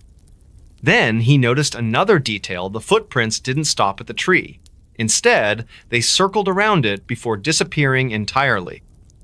Confused and increasingly uneasy, John crouched down to examine the area more closely. That's when he found I-10 unmarked grave hidden beneath layers of dirt and pine needles. His stomach churned as he realized the significance of what he'd stumbled upon. Why was there a grave so deep in the woods? And why had no one ever mentioned it? His mind raced with questions, but before he could dwell on them too long, a sound broke the silence, a low growl, distant yet unmistakable. John froze again, his breath catching in his throat. Slowly, he turned his head toward the source of the noise. Through the gloom, he thought he saw movementa, dark shape, moving between the trees. Panic surged within him, and without hesitation, he scrambled to his feet and began running back the way he came. The forest seemed alive now, every rustle of leaves and snap of twigs magnified tenfold. John's flashlight beam darted wildly as he pushed himself faster, adrenaline fueling his escape. Behind him, the growling grew louder, closer. He dared not look back, fearing what he might see. All he could focus on was reaching the safety of the main trail. Finally, after what felt like an eternity, he burst through the underbrush and onto the familiar path. Collapsing against a nearby boulder, he tried to catch his breath, his chest heaving. For several minutes, all he could hear was the pounding of his own heartbeat. But then, just as he began to calm down, he heard it, the unmistakable sound of heavy footsteps approaching from behind. John bolted upright, fear gripping him anew. He sprinted down the trail, his legs burning with exertion. The footsteps followed relentlessly, closing the gap with alarming speed. Whatever it wasn't slowing down. Desperation clawed at him as he searched frantically for a place to hide. Up ahead, he spotted a hollow log partially buried in the ground. Without thinking twice, he dove inside, pulling dead branches and leaves over the entrance to conceal himself. For what felt like hours, he lay there, barely daring to breathe. The creature, whatever it was, passed close by, its presence almost palpable. The air seemed to vibrate with energy, and John swore he could feel its gaze lingering nearby. Finally, after an agonizing wait, the sounds faded into the distance, and he allowed himself to relax slightly. When dawn finally broke, painting the forest in hues of gold and orange, John emerged from his hiding spot, shaken but alive. He knew he needed to get out of the woods as quickly as possible. Along the way, he passed the same redwood tree where he'd discovered the grave. This time, however, the makeshift cross was gone, replaced by fresh scratches in the bark. Chills ran down his spine as he hurried past, never looking back. Back in Timber Ridge, John recounted his experience to anyone who would listen. Some dismissed it as mere imagination or a bad dream, while others listened intently, their expressions grim. One elderly man named Walter nodded knowingly when John described the location of the grave. "That place has been trouble for years," Walter said solemnly. "People disappear up there, and no one talks about it." John never returned to that part of the forest. In fact, he sold his house in Timber Ridge shortly afterward and moved across the country, unable to shake the memory of that night. To this day, he wonders if the footprints really belonged to Bigfooter, if there was something even darker lurking in those woods. Missing Camper's final video shows a Sasquatch. The forest of Blackwater National Park was eerily silent that night. The stars twinkled faintly above, casting an almost ghostly glow over the dense trees and underbrush. It was 10:45 p.m. when Emily Carter set up her final video recording in the remote area known as Whispering Pines Campsite. Her voice trembled slightly as she spoke into the camera. "This is my last attempt to capture anything unusual. I feel like I'm being watched." She paused, looking around nervously. The air felt heavy, oppressive even, with a chilling wind rustling through the branches. Emily had been camping alone for 3 days, determined to find evidence of the legendary Sasquatch that supposedly roamed these woods. Local folklore whispered tales of massive, hairy creatures watching from the shadows, but most dismissed them as mere legend. Yet something about this place unsettled her deeply. Every creak of a branch or distant howl made her heart race faster than before.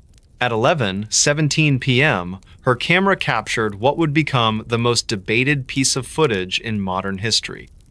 As she panned the camera slowly across the clearing, the initial images showed nothing out of the ordinary, just the usual forest scenery bathed in moonlight. But then, at the edge of the frame near Old Willow Tree, a shadow moved unnaturally fast. Emily gasped audibly on the recording. What was that? She zoomed in quickly, revealing a figure standing approximately 8 feet tall, covered in dark fur. Its eyes glowed faintly in the darkness, reflecting the dim light of her flashlight. The creature stood perfectly still, observing her with an intensity that sent shivers down Emily's spine. For several long seconds, they locked gazes through the lens of her camera. Then, without warning, it vanished into the trees so swiftly it seemed almost supernatural. Emily stammered, "I don't know what just happened. That thing. It wasn't human." Her hands shook visibly as she lowered the camera, fear evident in every word. Moments later, another sound echoed through the forest, low growls emanating from multiple directions. Emily packed her gear hurriedly, panic rising with each passing second. "I need to get out of here," she muttered, trying to keep her voice steady. As she turned off the camera for the final time that night, strange noises surrounded her. Snapping twigs, crunching leaves, and deep guttural sounds unlike anything she'd ever heard before. When search parties found Emily's abandoned campsite 2 days later, there was no sign of her anywhere. All they discovered was the damaged remains of her tent, scattered belongings, and the chilling video footage she'd recorded. Investigators noted peculiar tracks leading away from the site, much larger than any known animal species, but dismissed them officially as bear prints despite their unusual pattern. Back in town, locals exchanged uneasy glances upon hearing the news. Many remembered similar disappearances throughout the decades, always occurring during full moons near Whispering Pines. Some spoke of seeing towering figures moving silently between the trees late at night, while others claimed to have heard haunting screams coming from deep within the forest.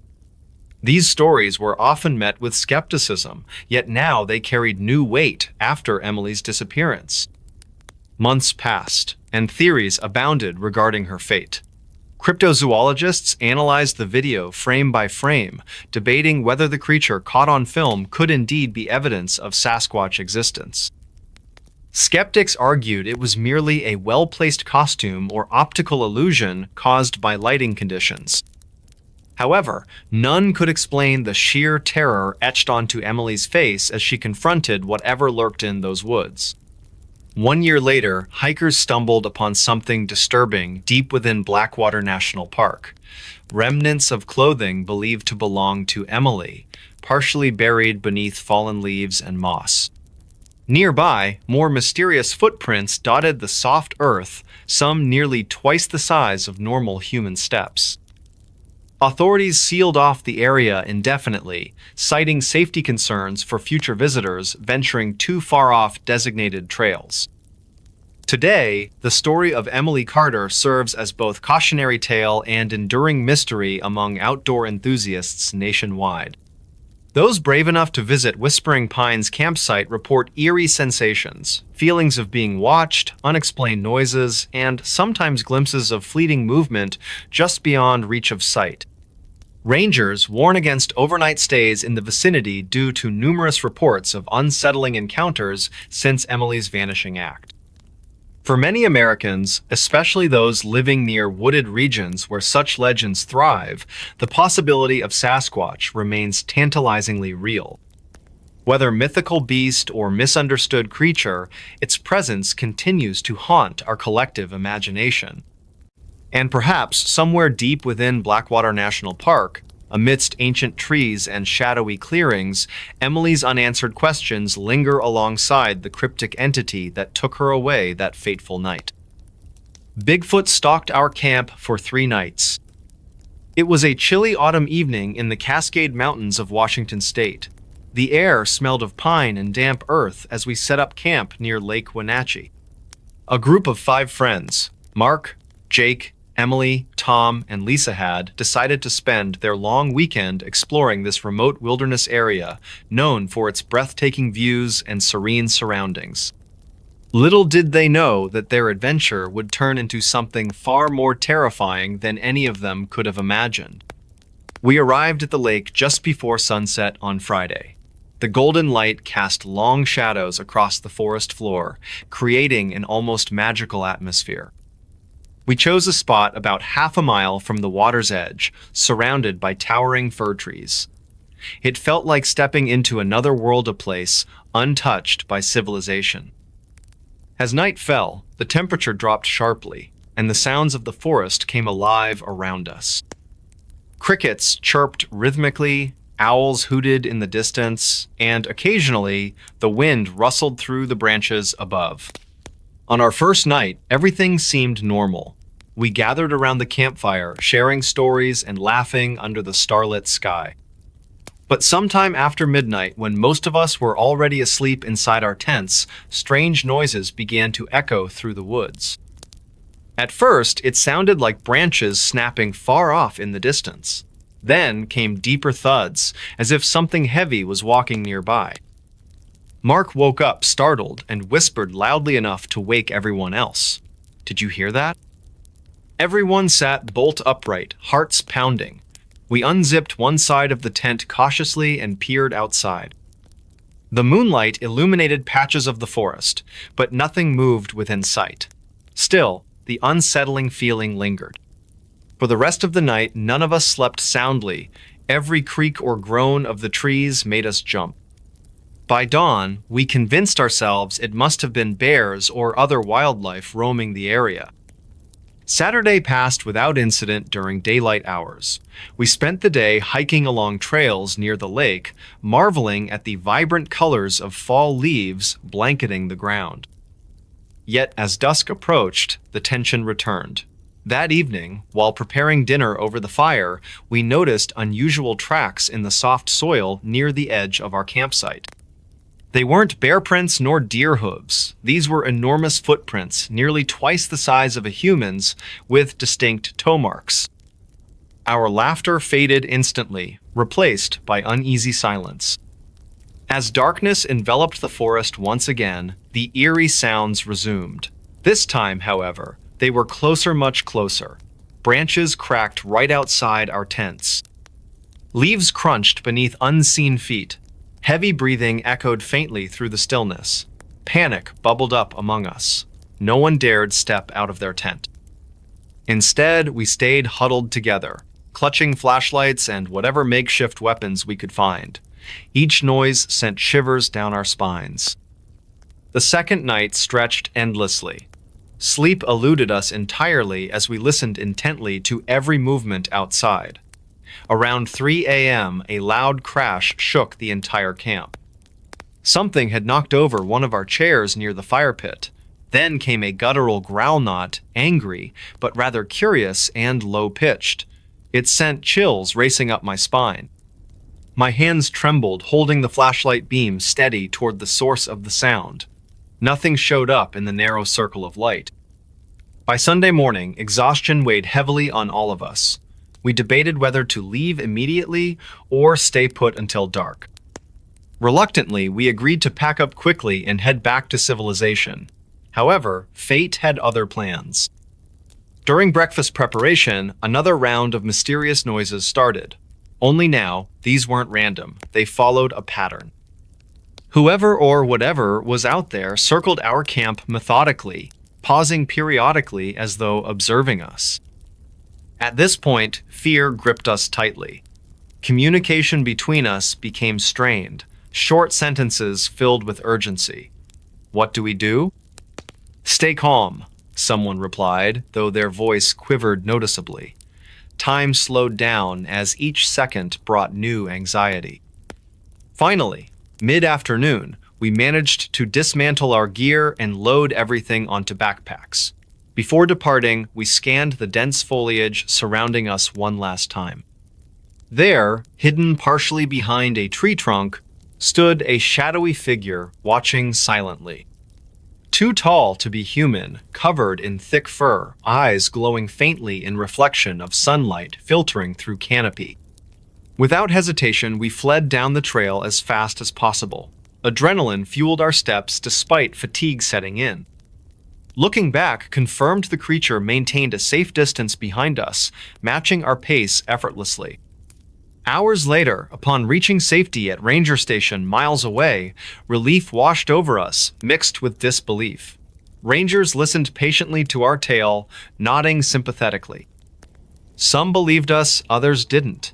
Regardless, those 3 nights remain etched forever in our Memorician encounter no amount of rationalization can erase. Mysterious lights over campsite, then she vanished. It was a crisp autumn evening in the heart of Colorado's Rocky Mountains. The sun had dipped below the jagged peaks, painting the sky with hues of orange and purple. A young woman named Emily sat by her campfire at Willow Creek Campground, enjoying the serenity that only nature could provide. Her tent was pitched just a few feet away, its nylon walls glowing faintly from the firelight. The air was cool, carrying the earthy scent of pine needles and damp soil. Emily had always loved camping. It was her escape from the bustling city life of Denver, where she worked as a graphic designer. She arrived earlier that day, setting up her gear under the watchful gaze of towering evergreens. As night fell, the stars began to appear, their brilliance undiminished by city lights. It was one of those nights when the universe seemed closer, more tangible. Around 8:45 p.m., as Emily sipped her hot cocoa, she